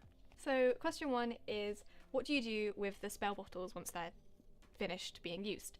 So spell bottles, usually if they have worked or you've used them over time and you feel like they've lost their magical properties, you can empty out the contents of the bottle. It's usually pretty easy to just get a knife and cut the wax off, and you can also just pour like hot water over them and the wax will melt away, but don't put it down the drain because it blocks up your drain. In terms of the things inside the bottle, you can return them back to the earth by burying them, and then you can wash out the bottle just with water and soap and then cleanse it with a sage stick. Can you use scented candles for magic? Yes, you can. If anything, you can get certain specifically made witch candles off of Etsy and other witch shops for the colour of the candle and the scent of the candle to correspond with the spell that you are doing, if that makes any sense. So for example, you could get a rose scented red candle or pink candle for doing a love spell, and you can get sandalwood and, I don't know, black candle if you are doing a protection spell. But if you're just using candles around the house, you've just got around the house, you've just got a Yankee candle that happens to be the colour that you need, but it's peppermint flavoured, that's absolutely fine as well. It won't necessarily mess up your spell or anything. The whole thing is just to use what you've got. Where can you buy the bottles and the herbs? So the bottles that I used, I got off of eBay, and it was a pack of 20 for $3.99. But you can also get a pack of 30 off of Amazon for about $8.99, and the prices range depending on how big and what shape you want the bottle. So it's kind of affordable, and it was also free postage, so It's always a plus. Question number 4 is probably the most asked question I get. My Instagram is WonderingWitch20. We have just changed the name to WonderingWitch20 just so it's a little bit easier for everyone else to find. So it's in the description and on the channel banner. So another commonly asked question is how do you inscribe a candle? I can't demonstrate that with you right now, but what you do is you just literally take your candle and a sharp object, so maybe some scissors or a pin, or if you've got an athame, yes, which is a type of ritual knife, you can also inscribe it with that. And inscribing just means that you're carving whatever you need to into the candle, so that might be a person's name or a sigil that you're using. I can do a follow-up video on this if you guys want. Spells in your native language. If English is not your first language, you can do spells in your native language because it's still exactly the same thing. It's, you know, just in something that you're more comfortable talking in.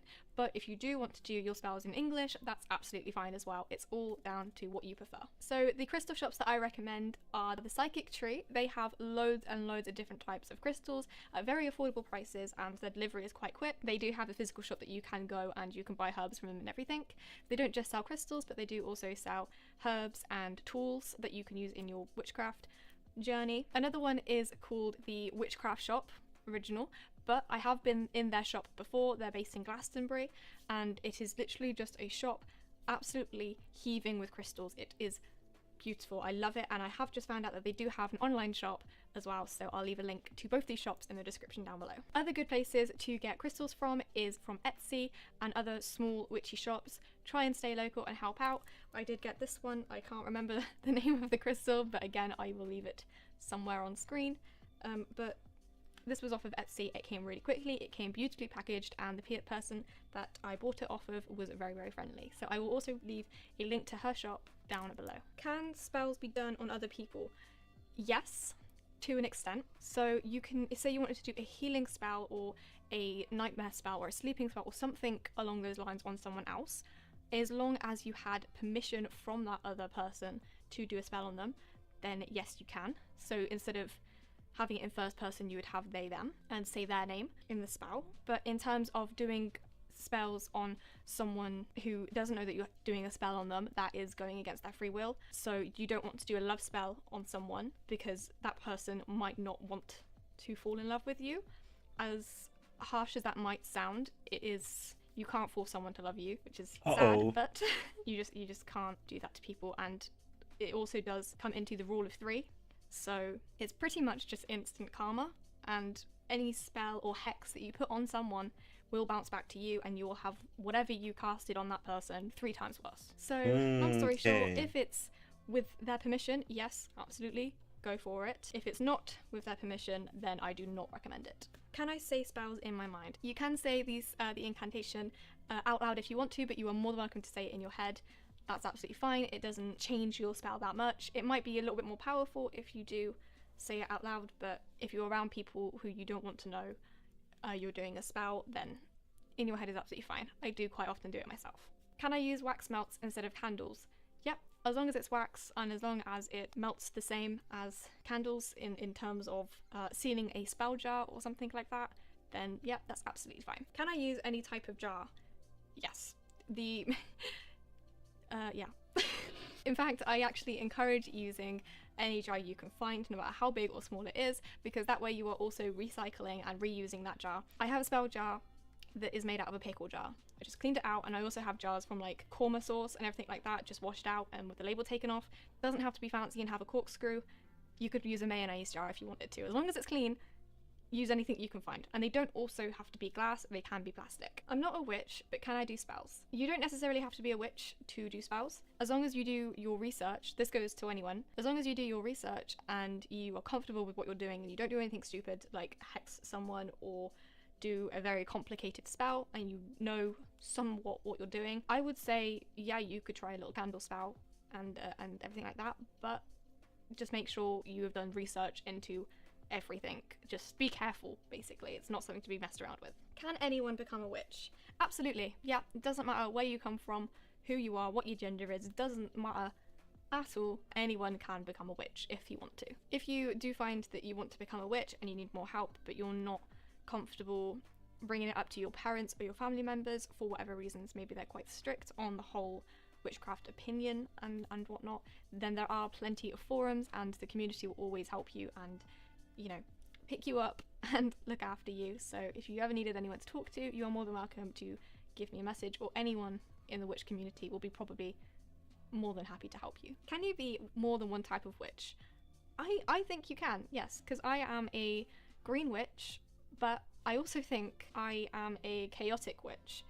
I only say that because none of my stuff matches up. I think I'm a sandwich. Spells last minute and I'll be like, ah, bugger, it's a... It was very British. I will do spells last minute and forget that there's a full moon, or like I'll want to do a full moon spell but miss the moon, so I'll have to wait another like 28 days before the next one. So yeah, I'm a green chaotic witch, but you can absolutely be a kitchen witch and an electric witch, both at the same time. You can be all of them if you want whatever to. label I'm gonna one have, category. kitchen And is gonna last be but not number one. least is, can you be a male Or bakery. witch? Absolutely. It's witch is not a female or a specific gendered term. Witch just means what you do. Doesn't have a gender. If you do prefer to be under male pronouns, you can call yourself a warlock, which is the same as a witch, but witch covers all as well. So there you go. So that's all the questions that I have got.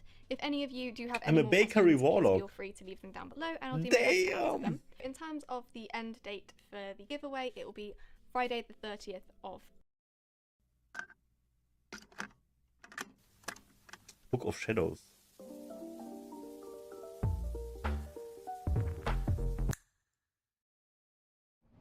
Hey witches, welcome back to another video. I just want to start this video off by saying I'm really sorry that I haven't been active on YouTube or Instagram lately. I've just been really busy, and with lockdown and, you know, Rona and everything, it's just not been very productive. But I hope to be back to a normal schedule, and again, I know that I say that every single time, but hopefully things should be back to normal. So there's that to look forward to. Another thing is, yes, I know that I do have another colour hair, and I know that I have different hair in every single video I make, but it's staying this colour, and I am aware that it is currently green. It needs another dye on top of it. So we're just going to ignore that and not address my hair. Today's video is about Book of Shadows and grimoires, and what are they, what they're used for, and how you can make your own. So a Book of Shadow is a diary that witches keep to keep track on their spells, what different herbs mean, what different crystals mean, the phases of the moon, and it's just a very personal diary to each individual witch. You can write down the types of rituals that you do in there and how they worked for you. I like to, when I do tarot cards or my card of the day, I like to write that down in my Book of Shadows as well, just to remind me on that day what was going on. A good thing to have in your Book of Shadows as well is the Wheel of the Year, which is basically the witch's calendar. So it just tells you what events are coming up and what you can do with them and what you did on that day. The Wheel of the Year. To show you an example of a Book of Shadows, this is my old one. As you can see, it's falling apart, but I didn't actually finish it until I moved back onto my current one. But I have different types of symbols, so if I was reading a book or whatnot, or a spell book, and I didn't really know what any of the symbols are, I could just refer to my Book of Shadows and have a look at it. I've got how to cast a circle, I've got different types of moon phases and what spells are best to do in those phases. This is really, really handy, especially if you want your spell to be more powerful. I've also got different ways to cleanse your crystals and how to care for them, and then we've also got some spells and chants and different okay, I need a Book of Shadows. Spells and rituals that I wanted to try and that I have tried, and then just at the end of each spell, just how it worked, how I found the spell went. This is my current Book of Shadows, which is the one that I'm using now. I only moved from that small one onto this bigger one because I made that back in 2018 and it was just kind of outdated and I wasn't happy with it, so I moved on to this one. So again, I've just got the moon phases, important dates, so that's my Wheel of the Year. This is the card of the day that I was talking about. So that day I pulled the Three of Wands, but then I just made my own design of the tarot card and then just wrote down what it meant. And the same with rituals that I've done and what I used in them. Is that a Scorpio thing? Is she Scorpio? Always keep any sigils that you make Everybody's unless you Scorpio. needed them to be burnt or buried. So for this one I did on a strawberry full moon, I did a Black Lives Matter ritual, and this is a healing spell and a healing The sigil. Black Lives Matter ritual. This is a ritual that I did for Yule, and it just says that what I did on that day, and also New Year spells. Dude, interesting. Spells that I wanted to do or what I did on that day. Another thing that you can put in your Book of Shadows right, is so there's Book of Shadows and there is Grimoire. I haven't yet had the chance to write them or put them in my Book of Shadows, but I've had a couple of psychedelic dreams recently, which might be important in the future, so it's always good to write those down in there as well, just in case you're doing spell work and a deity or your spirit guide comes over to you and mentions it. You can refer back to your Book of Shadows and be like, oh, that's what that was. Going on to a grimoire is very similar to a Book of Shadows, except it's kind of pre-made, I guess. You can buy pre-made grimoires. This is a book where you have all different types of crystals, their meanings and how to look after them. The same with herbs and the days of the week and moon phases and everything like that.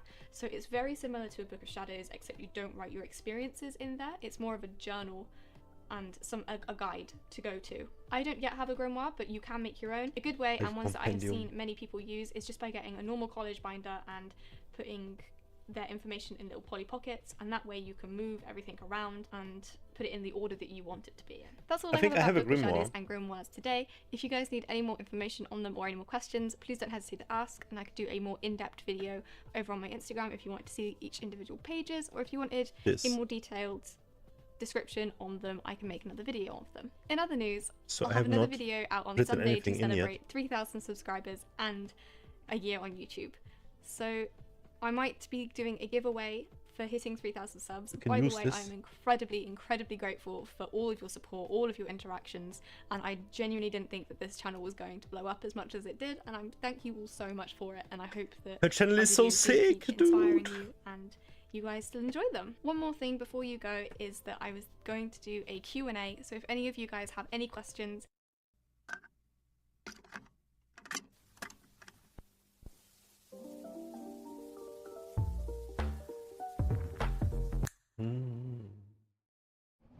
Hey witches, welcome back to another video. In today's video I'm going to be giving you a couple of witchy tips to help you on your witchcraft journey.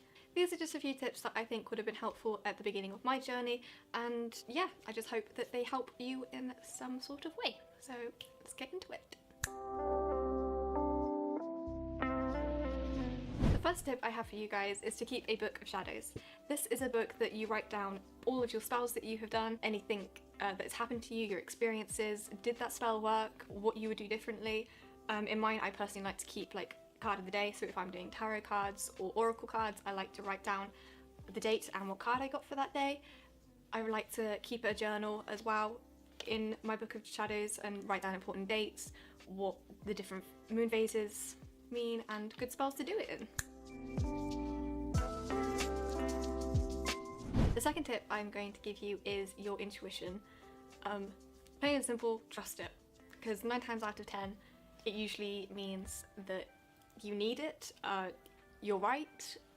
It's kind of like your gut instinct, and no matter how stupid it seems, do it. For example, I was walking in the woods one day and my intuition just told me, pick up these leaves. Why? I don't know, I did. Have they helped me yet? No, but I did it anyway. And the same with this feather and other variety of goblin stuff. Your intuition won't just help you pick up random things, it would also help you in your spell work. If you, for example, have a gut feeling that you shouldn't put a certain herb in a spell jar or in a spell, trust your gut, don't do it. If you want to change it for another one, if it feels right, do it. Like always trust yourself.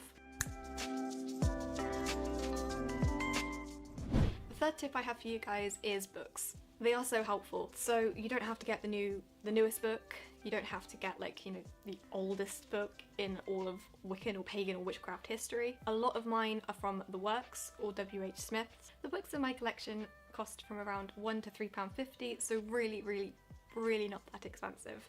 A lot of them have helped me. Some are for protection spells, some are spells for beginners, and another book that really helped me discover which category I kind of fell into, whether it was like paganism or Wiccan, was Wicca by Harmony Nice. I highly recommend that you give her book a read, because it really does go into detail about everything you need to know. Any questions that you have are literally answered in her book. So we're gonna eat some chicken nuggets and then Nice, who is a goddess. Let's play some more Tomb Raider. The fourth tip I have is other witches, and this might seem a little bit obvious, but I find that asking other witches for guidance or for help in a certain subject definitely did help me a lot. I reached out to quite a few on Instagram who helped me with any queries I had about the craft or the Wiccan religion. But another place that is good is Facebook. I'm currently on a Facebook forum called Witches and Pagans in the UK, which is really good. It has loads of different experienced witches, some for over 40 years, so they would have a lot of experiences in certain categories which would help out a lot.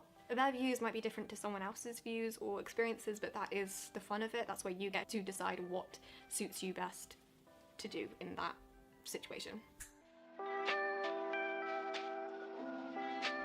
My fifth and final tip for baby witches is don't listen to the haters. It's not worth it. It's not worth your time. If someone tells you that you're wrong, don't listen to them unless they are genuinely trying to give you some help or guidance or advice. Don't listen to them. If they tell you that your religion is wrong, don't listen to them. Just do what you think is right. As long as you're not hurting anyone, yourself, or putting anything in harm's way, you are fine and free to do what you want. One rule is to remember not to go against anyone's free will. This is just because obviously you are taking someone's free will against them, so an example of that would be a love spell. Love spells are perfectly fine to do on yourself, but if you were to do a love spell on your crush, for example, then that would be going against their free will. Yes, you may get in a relationship with your crush doing that, but bad things will come out of it. For example, it might be a bad relationship, you might break up sooner than you think, bad omens will come to you basically, and you'll get bad karma because you went against that person's free will, so I don't recommend doing that. Another thing is that witchcraft is flexible. There's not really a right or wrong way to do something. Your experiences or opinions wow, my might be two different songs to got someone else's 2.5 experiences reviews or opinions in the craft, in but 2 that days. doesn't make yours or theirs wrong. Let me Witchcraft check is flexible. Instagram. We all make mistakes. We will all begin as once, and it's all crazy. about learning and sticking together. So be nice. Just like viral. That's all we've got time for today. I hope that these 5 tips helped you guys in some way, and I hope that they answer any questions that you might have. If not, ask them down in the comments below and I will try my best to respond to you. If you guys would like any other tips or tricks or a Book of Shadows video, which I'd be more than happy to do, just let me know and I will get to it. But in the meantime, stay witchy and I'll see you in next week's video.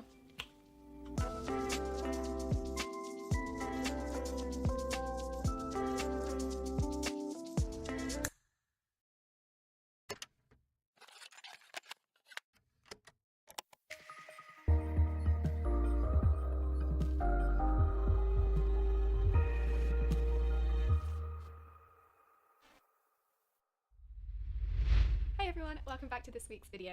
In today's video, I'm just going to go over a couple of simple and discreet everyday witchy things that you can do. These are especially good for witches that don't want people to know that they are in the craft or people who aren't ready to come out as a witch yet.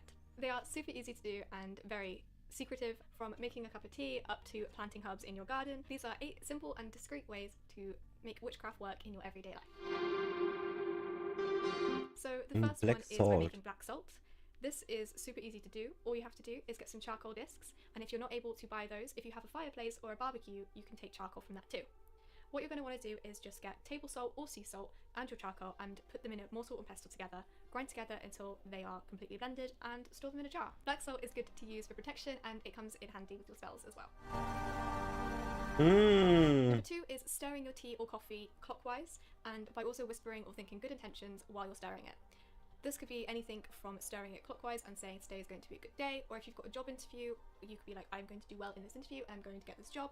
It could be even just, it could be absolutely anything you want, but it's discreet and nobody will know that you're doing witchcraft. An easy crystal charging station is the next one.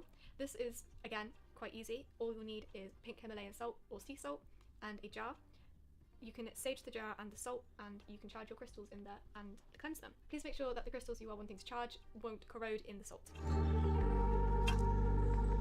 Carrying crystals on your person is also an easy way to practice witchcraft. You can have them in these little bags and put them in your pocket or your bag, or some people even put them in their bra, so whatever's easiest for you.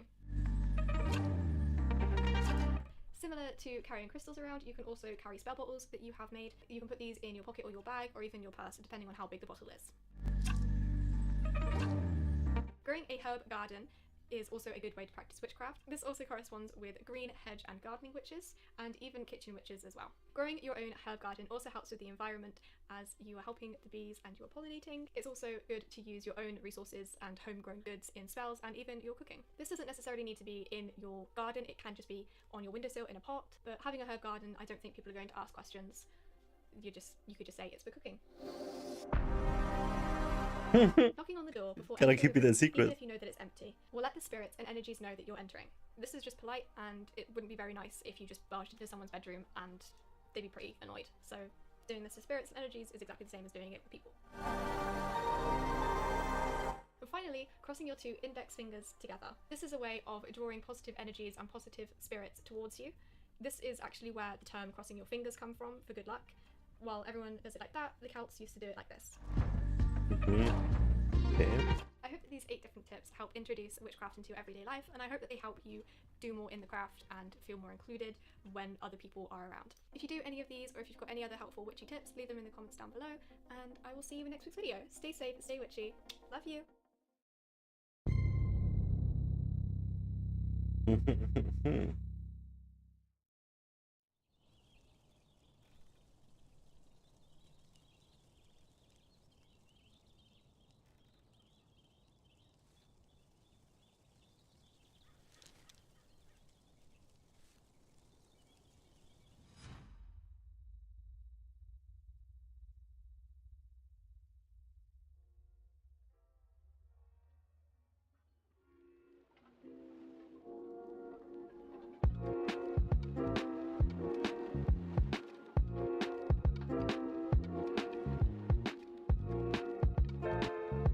What is this intro? I have to like, just for the intro. Hey witches, if there's one thing that can always be found, whether it be in nature, the universe, or in man-made objects, it's the presence of a circle. As you can see, they can be pretty much found anywhere. In all the things they are included in, their presence is very important, and that remains true in the context of witchcraft. In today's video, we're going to be talking about casting circles whenever you're casting a spell. Casting circles is very important when doing any kind of spell work, as it allows you to work safely. Think of it as grounding yourself before meditation. It also helps the spell be completed to its full effect. When casting a circle before any type of spell, the most important thing is intent. This is to say, when you're casting your circle, you must actively be thinking about protection in order for it to work properly. Another thing to take note of is that there are many different ways to cast a circle before working with magic. All that is important is that you make a clockwise circle, saying a chant, politely asking the elements for protection and help. What follows is an example of several ways in which you can cast a circle, but please don't think that these are the only ways you can do it. Always remember that magic and witchcraft is just about what you have at hand and what's easiest for you. The first way you can cast a circle is by using a tool such as a wand, a thame, incense stick, or selenite stick. With the tool of your choice, draw a circle around your workspace in a clockwise motion, envisioning a protective circle being created around you. While doing this, recite the following chant. I ask the god and goddess bless this circle so I may be free and protected within this space. So mote it be.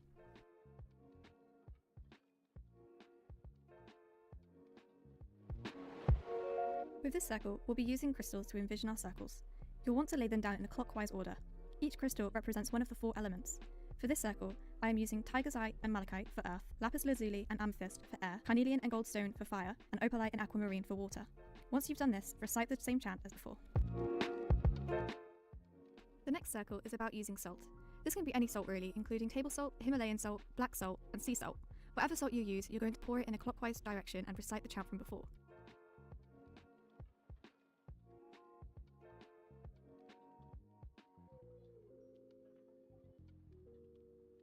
If you are doing a bigger spell or a spell outside, you can put a bigger full circle on the ground around you.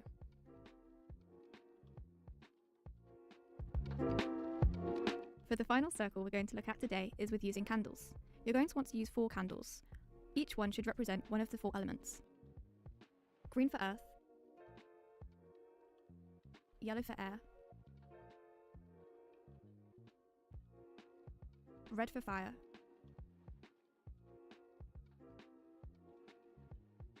and blue for water. Next, you're going to light them around the circle in a clockwise direction and recite the chant. And there we have it. There are some of the different types of circles that you can do when casting your spells. I hope that these work well for you, and remember to always thank the gods, goddesses, deities, and spirits you work with when closing your circles and finishing the spell. That's it for this video. I hope you guys enjoyed it. Stay safe, stay witchy, and see you next time. Bye!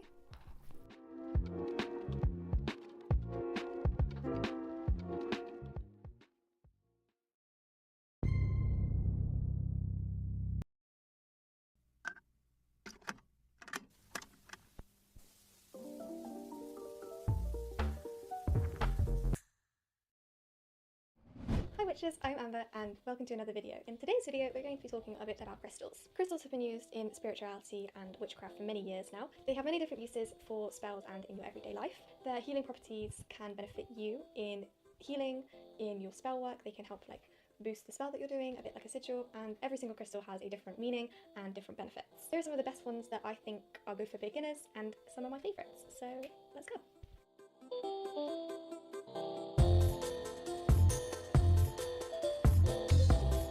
The first crystal that I really like is rose quartz. It is known as the universal stone of love, and it is such a good crystal for boosting self-love rituals or even love spells. It's really good for deep inner healing and self-love. It promotes love and friendship and gives you a feeling of peace. The second crystal is amethyst, and this is one of the more common crystals that everyone kind of knows about. It is a brilliant meditating stone because it is really good for grounding and balancing mood swings, also helps with balancing your chakras. It dissolves negativity and it helps with spiritual awareness. It aids with grief and sadness and also dispels anger, rage and fear. Next is clear quartz. This crystal is a really good overall stone. It's also known as the powerful healing stone. It is known as this because it amplifies ambition, intentions, and your energy. It also connects you to your higher self and dispels negative energies. Clear quartz is also very good for cleansing your tarot cards, and it is also good for protection. Next up is smoky quartz. This one you can probably find at most crystal shops, but it's a little bit less common than the previous three I just mentioned. Smoky quartz neutralizes negative energies and vibrations, and it detoxifies on all levels. It dispels fear, lifts depression and negativity, and brings calmness to you. It also relieves stress and anxiety. Next up is selenite, which is one of my personal favourite crystals, simply because it is such a spiritual stone. It is good for literally anything. You can cleanse your other crystals with it. It's one of the only stones that you can do that with. It's brilliant for meditation and spiritual work. It clears confusion and aids with your deeper self and promotes flexibility as it aligns all your chakras in place. The next stone is opalite, which can be a little bit more difficult to find in crystal shops, but that doesn't mean that they won't have them. It's not necessarily a rare stone, but it's just not as common as the others. Opalite is actually one of the many man-made stones that still have healing properties. It's known as the spiritual stone, and it's good for removing blockages on the chakras. It gives you strength on verbalizing your hidden feelings. The blue colour and the white colour symbolizes openness, calmness, and purity. It's a good stone for new beginnings. The last stone I'm going to talk about is fluorite. It can absorb negative energy, help with self-confidence and concentration, and also with decision making. So if you're incredibly undecisive and forgetful and away with the fairies like me, fluorite is going to be your best friend. It encourages positivity and balances your energies. It can also improve your balance and coordination, both physically and mentally. So again, if you're like me, fluorite is the one to go for. That's it for this video. Thank you so much for watching. Let me know down below what you thought about it and what is your favourite crystal. Until next time, lovelies. Bye!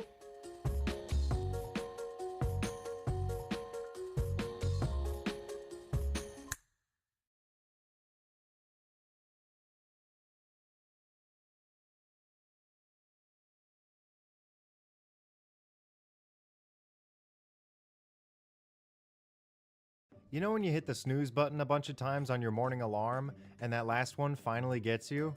Well, I'm sponsored by Honey as the backup alarm, because I know download and start gods, where if you cast it every day, badass one-use super spells at crazy high levels that 9 times out of 10 are never cast in a campaign. I believe the reason for all these crazy-ass spells like Temple of the Gods, where if you cast it every day for a year it becomes permanent, are for the Dungeon Master, not high-level PCs. Not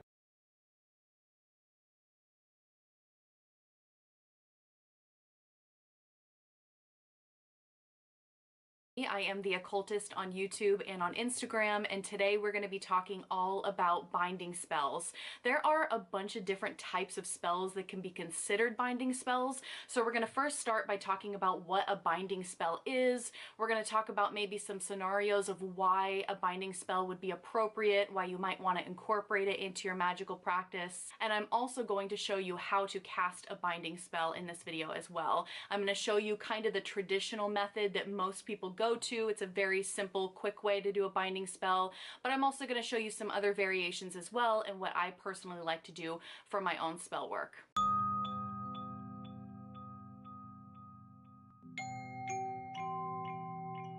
Let's start with what a binding spell is. A binding spell is essentially where you are binding two things together, or you are binding and tying someone down. So let's elaborate on that a little bit because this is a huge category of spell work. So you can use a binding spell to bind two people together. You can also use a binding spell to bind an object to you. But the most popular and well-known form of binding spells is the one where you are essentially tying someone down in order to end their toxic behavior and prevent them from performing any sort of negative actions towards you. So let's say, for example, that you have somebody that's harassing you, bullying you, or maybe they are gossiping about you. They're doing something unwanted that's really, really hurting you. You can do a binding spell in order to stop them in their tracks and to stop having them perform these actions. The binding spell ties them down so that they are unable to speak about certain things, or they are unable to take these negative actions towards you. And so binding spells can be incredibly useful in a witch's self-defense. Now keep in mind, with binding spells, you are attempting to override that person's free will with the power of your own will and your own intention. And so it's kind of like a battle of the wills at that point. It is much easier to cast a spell on yourself than it is to cast a spell on someone else to influence or manipulate them. And so if their will is stronger than your will and your intention in this spell, it either won't work, or you may have to do this spell a couple times in order for it to take effect. So I just want to put that out there, that it really is a battle of the wills. You are attempting to manipulate another person into doing what you want them to do, and there is always going to be a certain level of ethics behind that, a certain level of difficulty behind that. So just keep that in mind, that you may need to do this spell a couple times if necessary. There are many different types of binding spells, but in this video we're going to focus on the more traditional definition of a binding spell, which is the one where you are tying someone down to prevent them from performing certain actions. And I'm going to show you the most traditional, classical way to perform a binding spell. It is very, very simple. What you're going to need is a piece of paper, a pen, and you're also going to need black thread. I don't actually have black thread here today, I just have this twine, so pretend this is black, okay? You definitely want to get black thread for a binding. But what you're going to do, you're going to start with a picture of the person that you are attempting to bind. And if you don't have a picture, that's okay. You can write their name, their date of birth, any other identifying factors. What I like to do is get a picture of them and write their name on the front. And on the back side of this paper, you are going to write all of the actions that you wish to bind. And here is where you're going to put a lot of emotion and effort into this spell. This is a spell that is very emotion based. So you're going to want to sit and think about all the ways that they wronged you, all the ways that they hurt you, and you're going to scribble into this paper angrily as possible all the things that you want to stop or that you want to bind. So you would say something like, I bind you from doing this. I bind you from saying this. And because this type of working takes a lot of emotion and personal will and power, you're really going to want to spend some time doing this. Really think about all those times that they wronged you, and spend some time telling this picture everything that you would like to say to this person. If there were no repercussions, what would you say to them? What would you want them to know? How did their actions cause hurt to you? Now, what you're going to want to do from here, once you have some items scribbled on the back of what you were binding this person from doing, you are going to turn it anti-clockwise. That was anti-clockwise for me. It might be clockwise for you on camera, but just pretend we're turning it anti-clockwise. And then you're going to want to sign your name. This is essentially you signing off on all of the energy and intention that you are putting into this spell. Now, there's actually a lot of controversy about whether you should sign your name to this or not, and I think that's up to your own discretion, whether you choose to do that in your own magical practice. I know magical practitioners that say that you absolutely have to sign your name on this to sign off on it. I personally don't like putting my name on this piece of paper, so it's really a personal preference here of what you would like to do. So now that you have the person's picture and or name and date of birth on the front of this, you have all the things on the back that you are binding this person from doing, you're going to fold this away from you because you are wanting to push that person away. You are not wanting to attract them towards you. So what you're going to do is fold it with their face, the picture or the name, date of birth side on the inside, and you're going to fold it away from you. Just like that. And now from here, you are going to roll it. So when you're done, it should look something like this. Now the actual binding begins. So you're going to take your black thread and you are going to wrap it around this piece of paper as tightly as you can possibly get it. And during this period, a lot of people like to chant certain things like, I bind you, so-and-so, whoever it is that you are planning to bind. You can say a whole mantra if you want to. You can talk to them as if they were in this room and really tell them off. But it's really important that if you do choose to chant something, make sure it includes the person's name and the words I bind you or you are bound. So as you are chanting, I bind you, I bind you, I bind you, you're really putting your energy and your emotion into this. Really push your will and your intent into this working as much as you possibly can. And as tightly as you can, wrap the string around and eventually it'll look something like this. You can cut your cord here, obviously, and tie it off. Some people like to incorporate some knot magic in here as well. So you can knot it a specific number of times. If you want to incorporate some numerology here, you can do that as well and knot it with a specific number of knots. I know a lot of people like to do 9 knots for something. You could also use the manifesting power of 3 and do 3 knots, really whatever works for you in your own magical practice. And you would chant the I bind you as you do these knots around your finished working. And there you have it. Super simple, easy, quick binding spell. There is some aftercare for this that I did want to talk about as well. You're gonna want to keep this. And the reason why I say that is because it is much easier to do an unbinding spell when you actually have the original piece of paper and the cords here. So let's say, for example, that person has learned their lesson and you want to finish the spell. You don't want it to go on any longer. What you would do is you would take this and you would unravel it, saying you are unbound, and just kind of cleansing your space, discarding it, and there you have it. But another reason why you want to keep this piece of paper is because over time spells do lose their potency. That's pretty much a general rule of thumb for any spell. It really does need energy and life constantly pushed into it to keep it alive and keep it working. And so over time, as this sits, it is going to lose its potency. So if you want to continue this binding for a really long period of time, what you would do is you would tighten the strings every now and then. I would never unravel this unless you wanted to do an unbinding. But what you would want to do is add some more strings to it and tighten it around a little bit more each time. And you don't have to do this very often. You know, if you wanted to continue this for a long period of time, maybe every 30 days, some people say it's once a quarter. You're really going to have to play around with the situation that you're dealing with to see what's appropriate.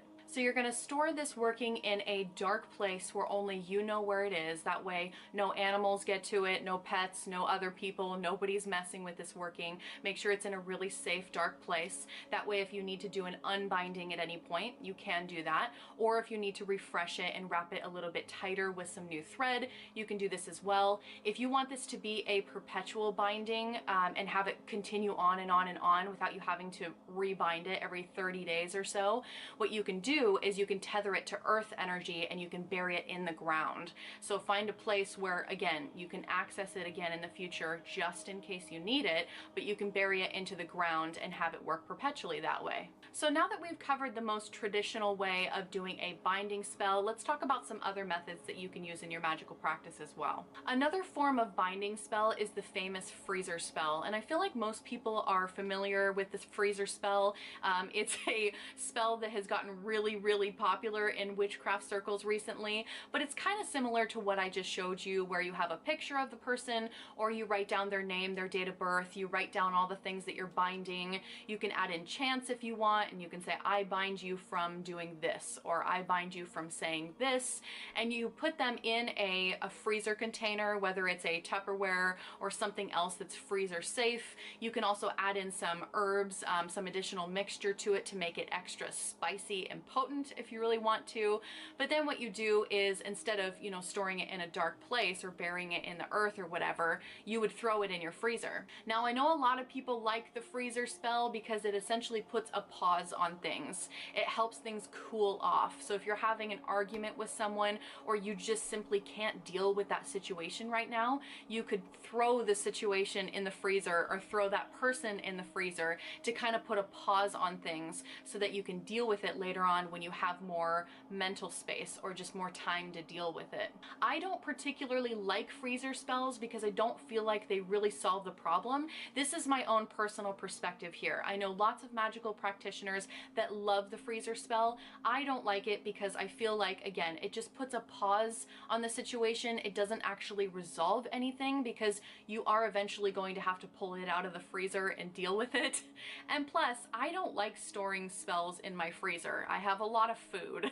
I don't want to be taking up valuable freezer space for Tupperwares of different spells. So that's just me, but that is an option if you have too many things going on right now to deal with another thing and you want to put something on pause. You can even take, let's say, a bad habit or an intrusive thought or something. You can write that on a piece of paper, put it in a Tupperware or some other freezer safe container, throw it in the freezer, and that way you can deal with it later on when you have more mental space to deal with it.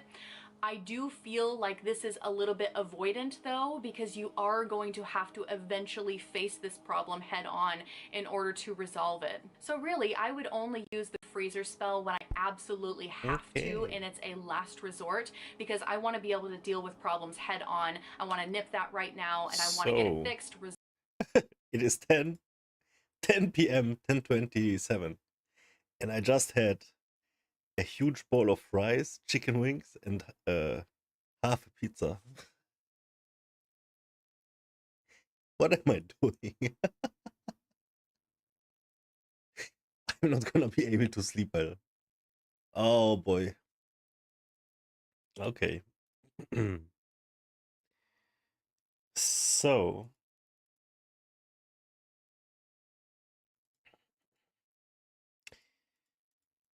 after all, this is the last week of bulking.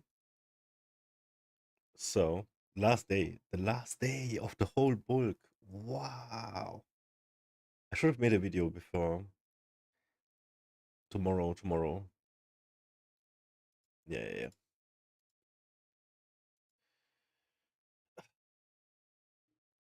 Now 1 month of maintenance. Then we go into hardcore dieting. Holy shit. It's gonna be crazy, dude. I'm gonna look so insane. It's actually gonna be illegal.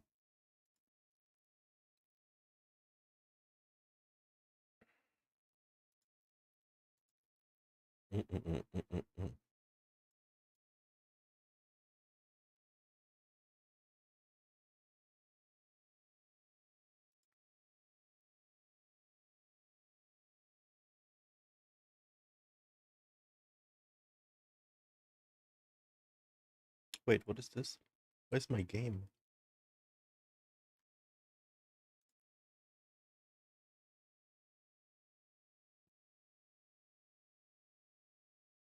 You got a headache, bro? Oh. Yo, good night, man. See you later, bro.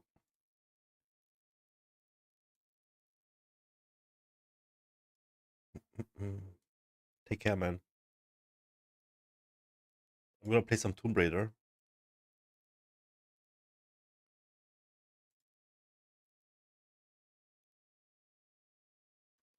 If I can get it to work. Let's see.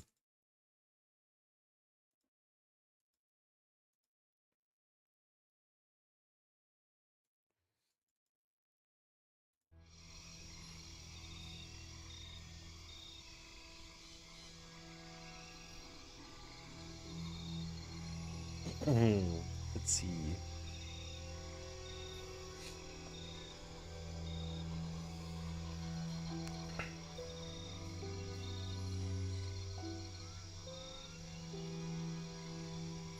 No, why would this not work?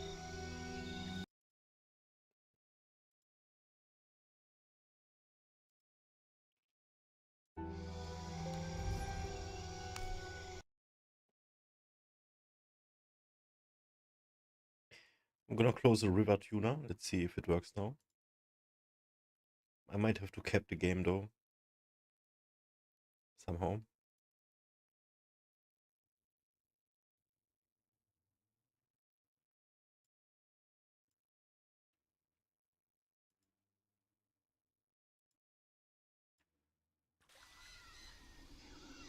Okay, so it was river tuner. Let's see.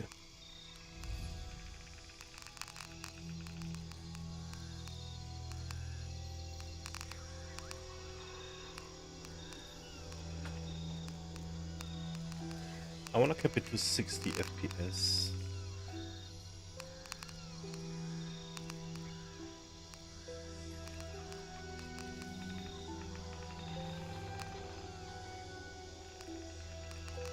Also, wait. I wanna have everything on ultra.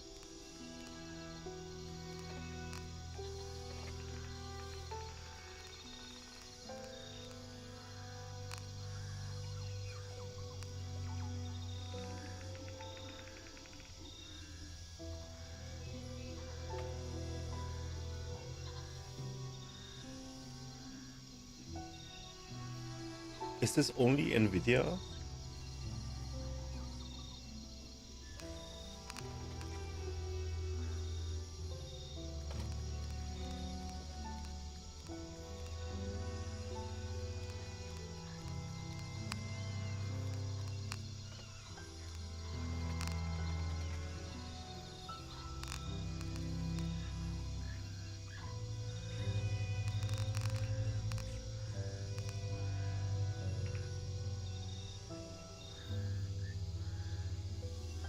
Wow. Crazy. Pure hair. Interesting. Oh, I remember hearing of this. Okay, so this is pretty much everything on ultra. Besides ray trace thingy, because I don't know if it's Nvidia only.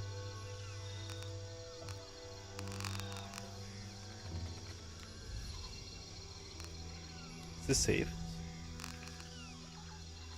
Okay.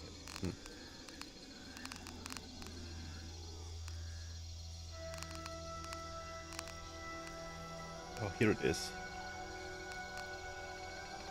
No, wait. Monitor refresh rate, 60 Hz. Why is this 60 Hz? But it's grayed out.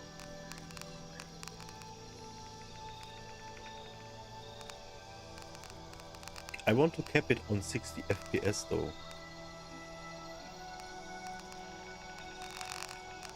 Because that's all you need. But I don't know how.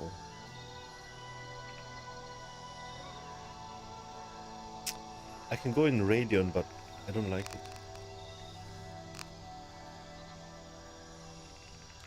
Let's try with these graphics though.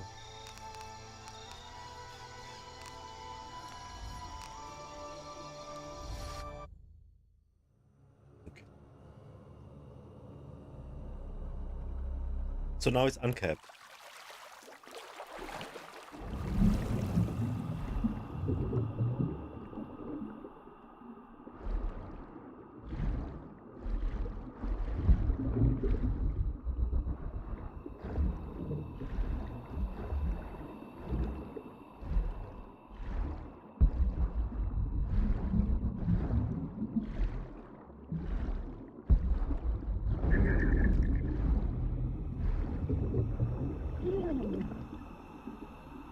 Oh my god.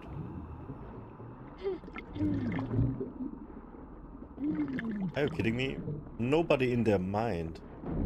Nobody right in their mind would go in there. What the fuck? I think I'm gonna drown.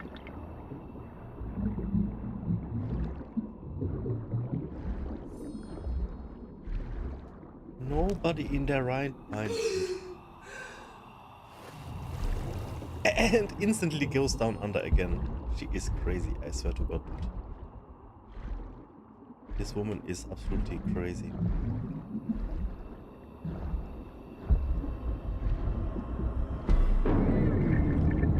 Oh shit.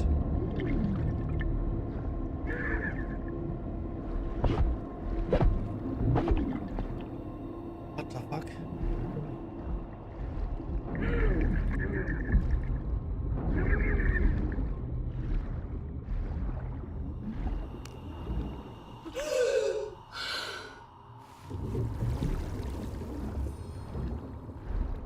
Bro.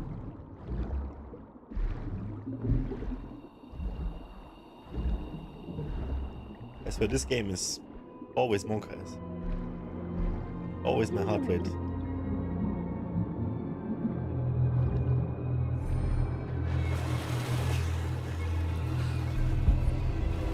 Probably missed some stuff on there. Jonah, I've come out in some sort of cavern. There are signs that people have been here. Jonah? Jonah did it. Whoa! Dude, I didn't even see. What if this was a trap? More water? Come on, man. Bro.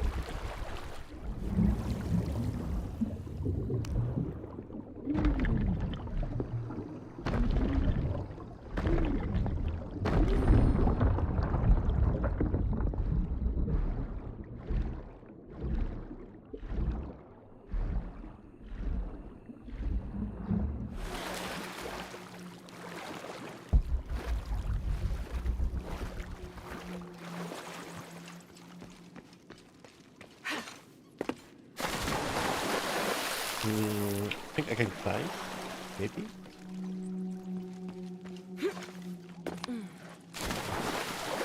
Oh, there we go. Okay.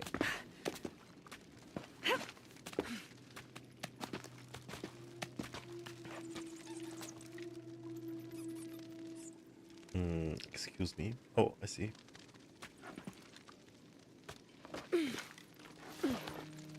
Whoa, whoa, whoa, whoa. Yo, what do I press? Hello?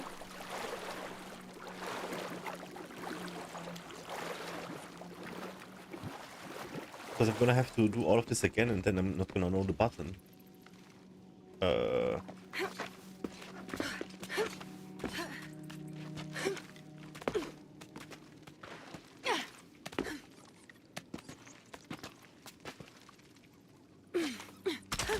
got it.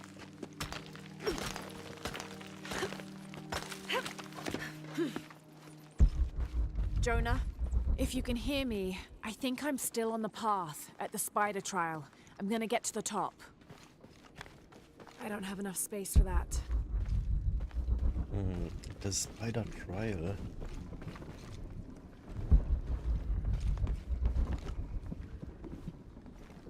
I'll probably jump this.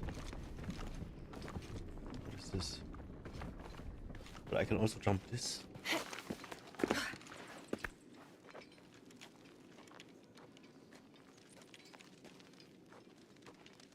Oh.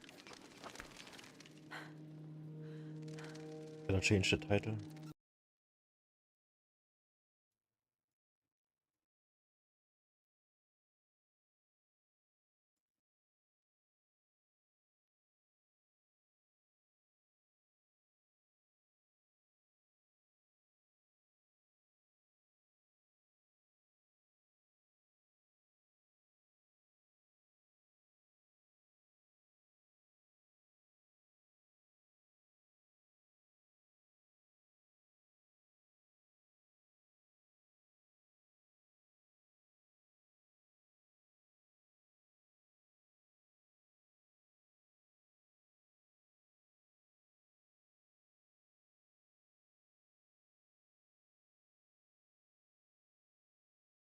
This game was a really good investment, dude.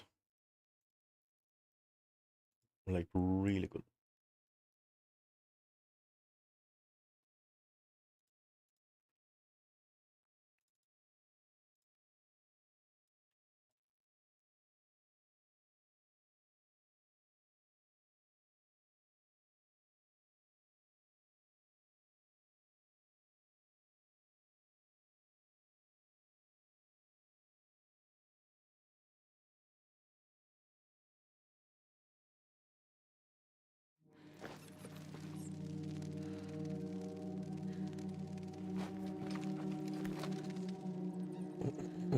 I just hope my OBS is not gonna crash. I think I know why it's crashing. Because you see how I got a green screen going on? I think that is doing it. Maybe I have to enable more cores for the green screen. Because I set it to 1. Okay, I'm gonna get coal with here.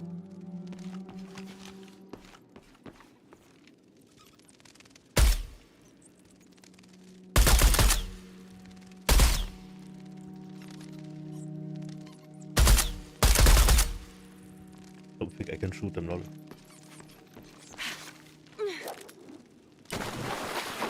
Okay.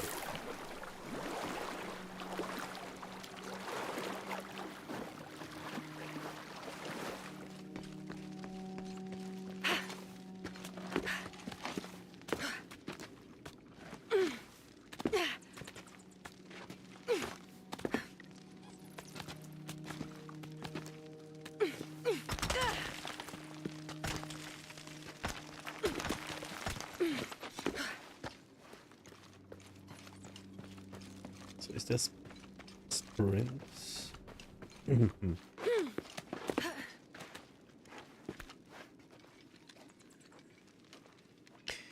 I do think this is doable, but I messed it up. I'm not sure if there is sprint. Like extra sprint. What is this?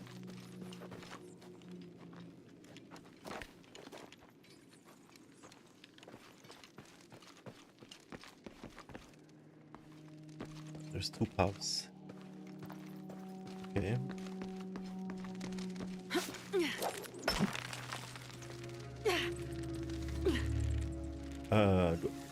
Do I wanna swing? Or do I wanna climb here? Because I wanna swing, I think.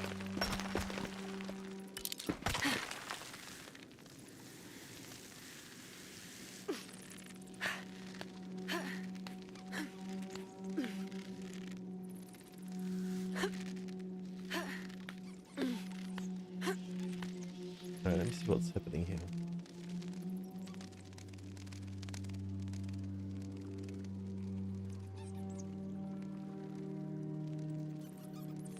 So I can't swing.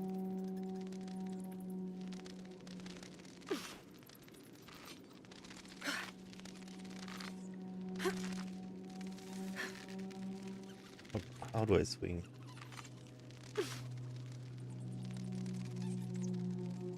Is this it?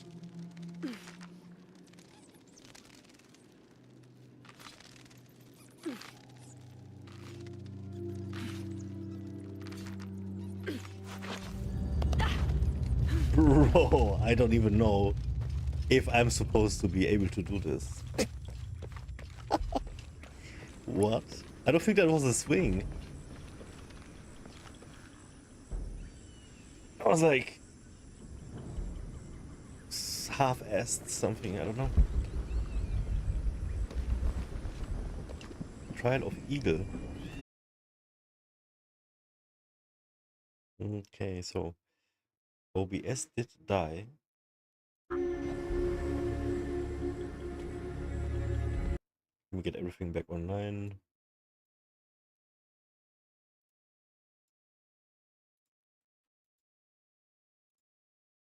So OBS just exploded. I have to figure this out.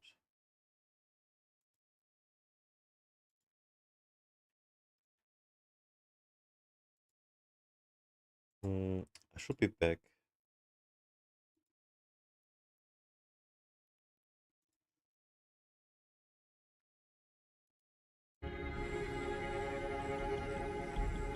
Okay.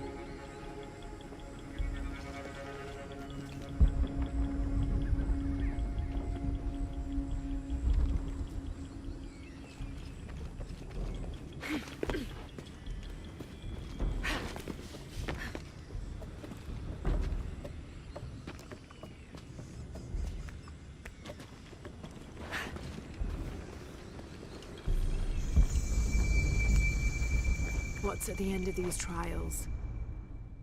The hidden On city, point. but what else? Not even worth looking. I don't have enough space for that. Figure out how do I craft. There it is. Okay, so these are full. Everything is full, everything is good. So we're in some sort of trial. I think I do see a difference in graphics. Everything is on ultra here. And look at the distance, the detail in the distance. It's quite sick.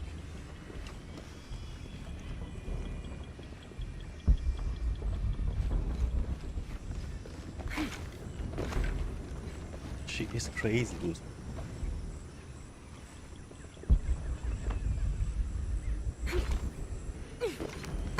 All full up. Can't carry any more.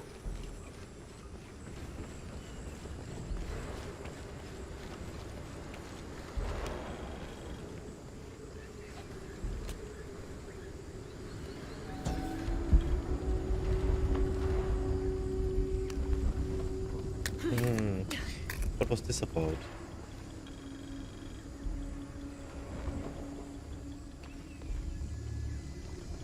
Okay, so we're getting XP and some loot for digging the hole. I thought we have to put something in the hole.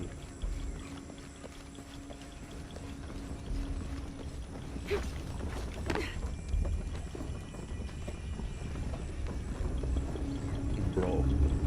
Still standing after centuries of earthquakes and storms.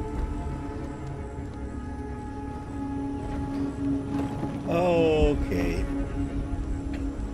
All right. So.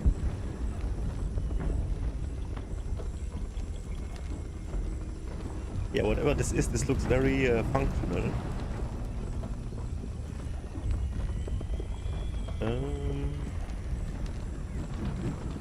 I don't know. Oh, whoa. Okay.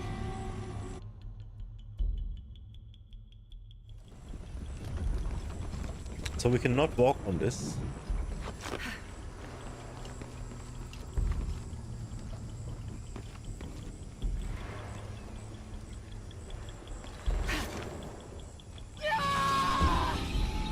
Okay, hold on.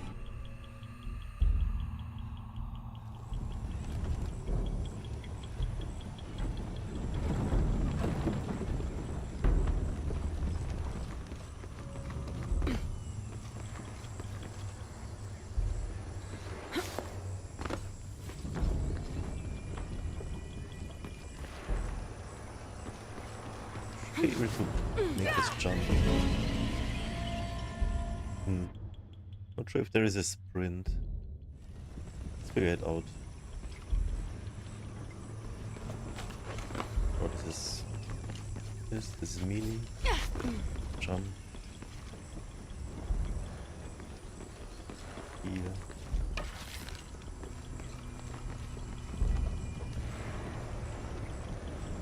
Right, okay.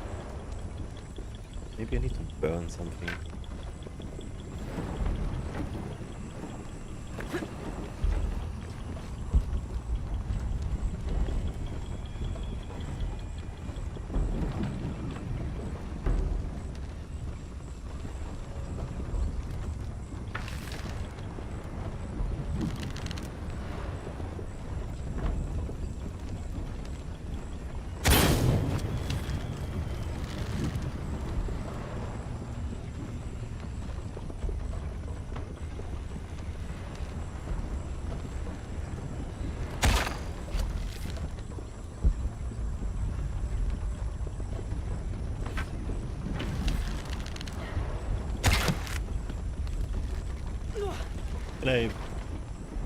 Can I bind this on something?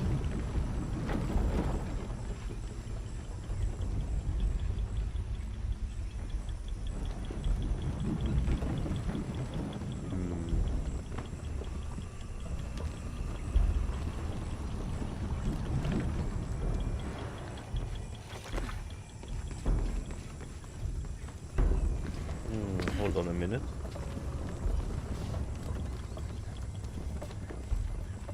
Okay, I'm getting vertigo. Is this a jump? Bro. Holy shit. Okay. Might be a ladder if it was the right way up. Need to find where to start the machinery. A ladder. Oh boy, okay. Have to go down before I go up. Down where?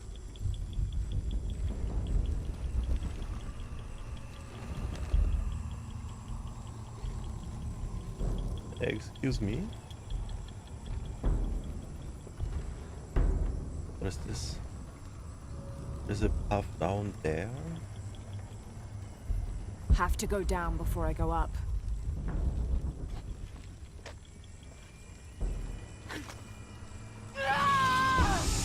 Oops.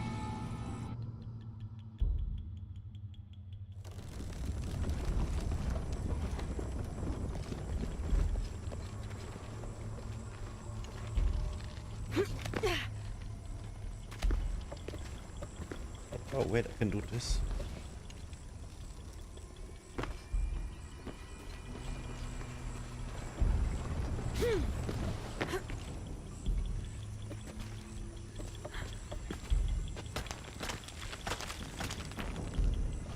What?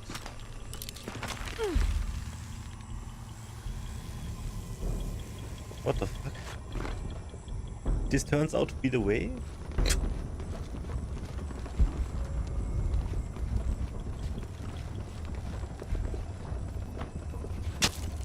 Okay, collect. What is this?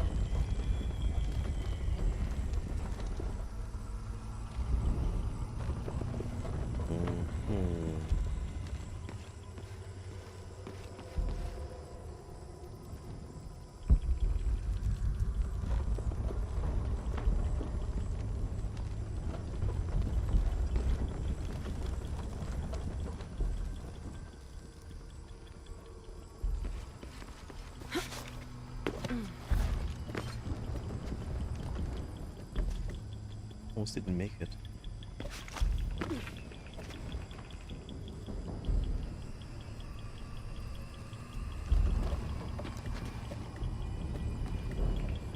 So what is she doing, dude?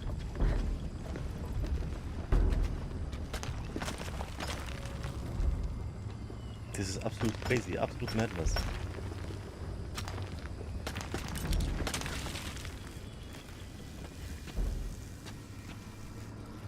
What the fuck?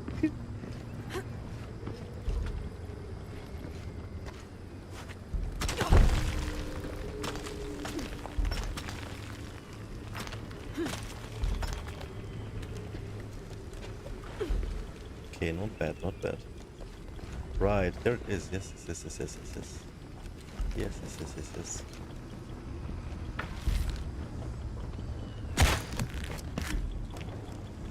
This looks promising.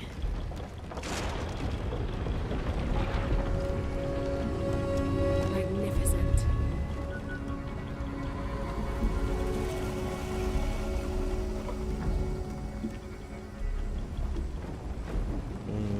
Okay.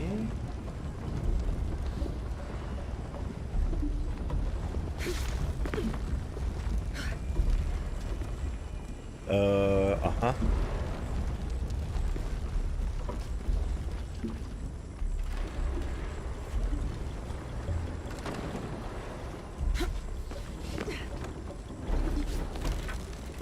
Got it. Whoa. Wow, what the fuck? Okay. That was not bad.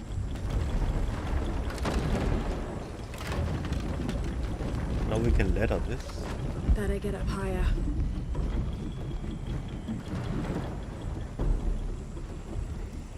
What the?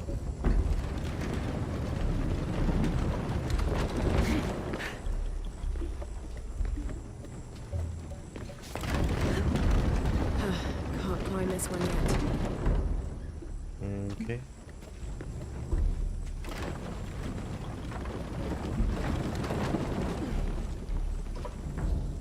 Okay, turn the next ladder, just like the first.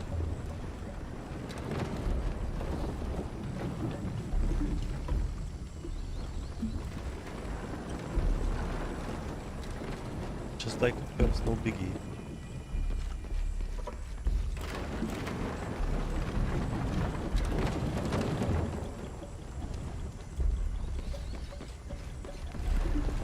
So I see the peddler, the string thingy, but where do we bind it?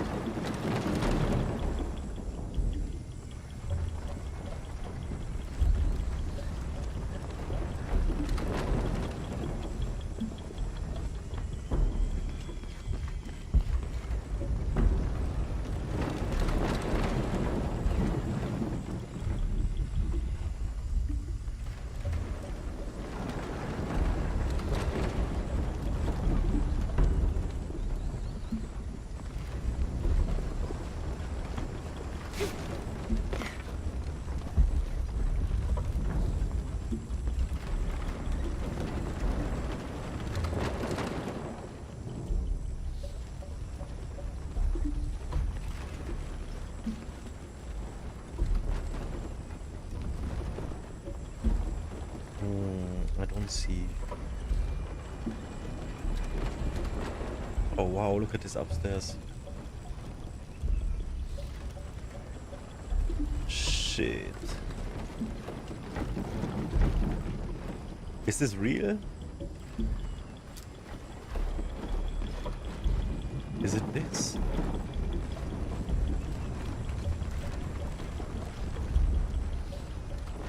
Is this real, dude? This is crazy. There's no way we can do this.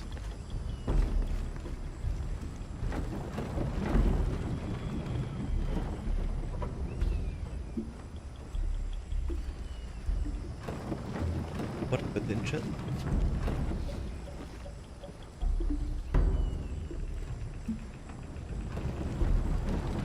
Can I jump this? No way.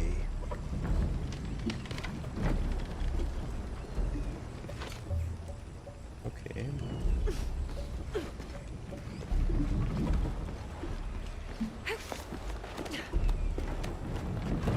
Whoa. What?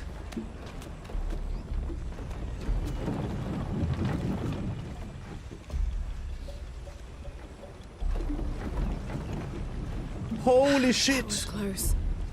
Oh my god!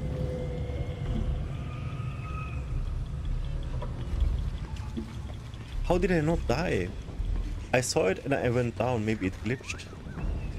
Somehow. I see the thing. I think. I'll need to rope pull that barrier down.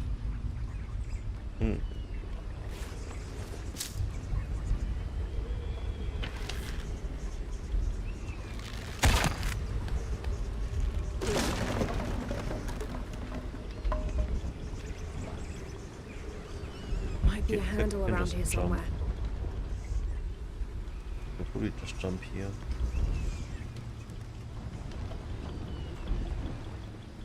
What is this?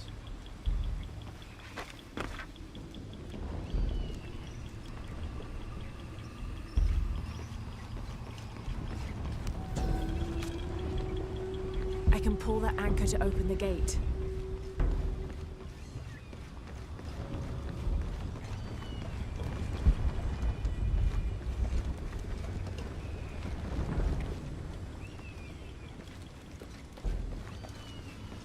I can pull that anchor.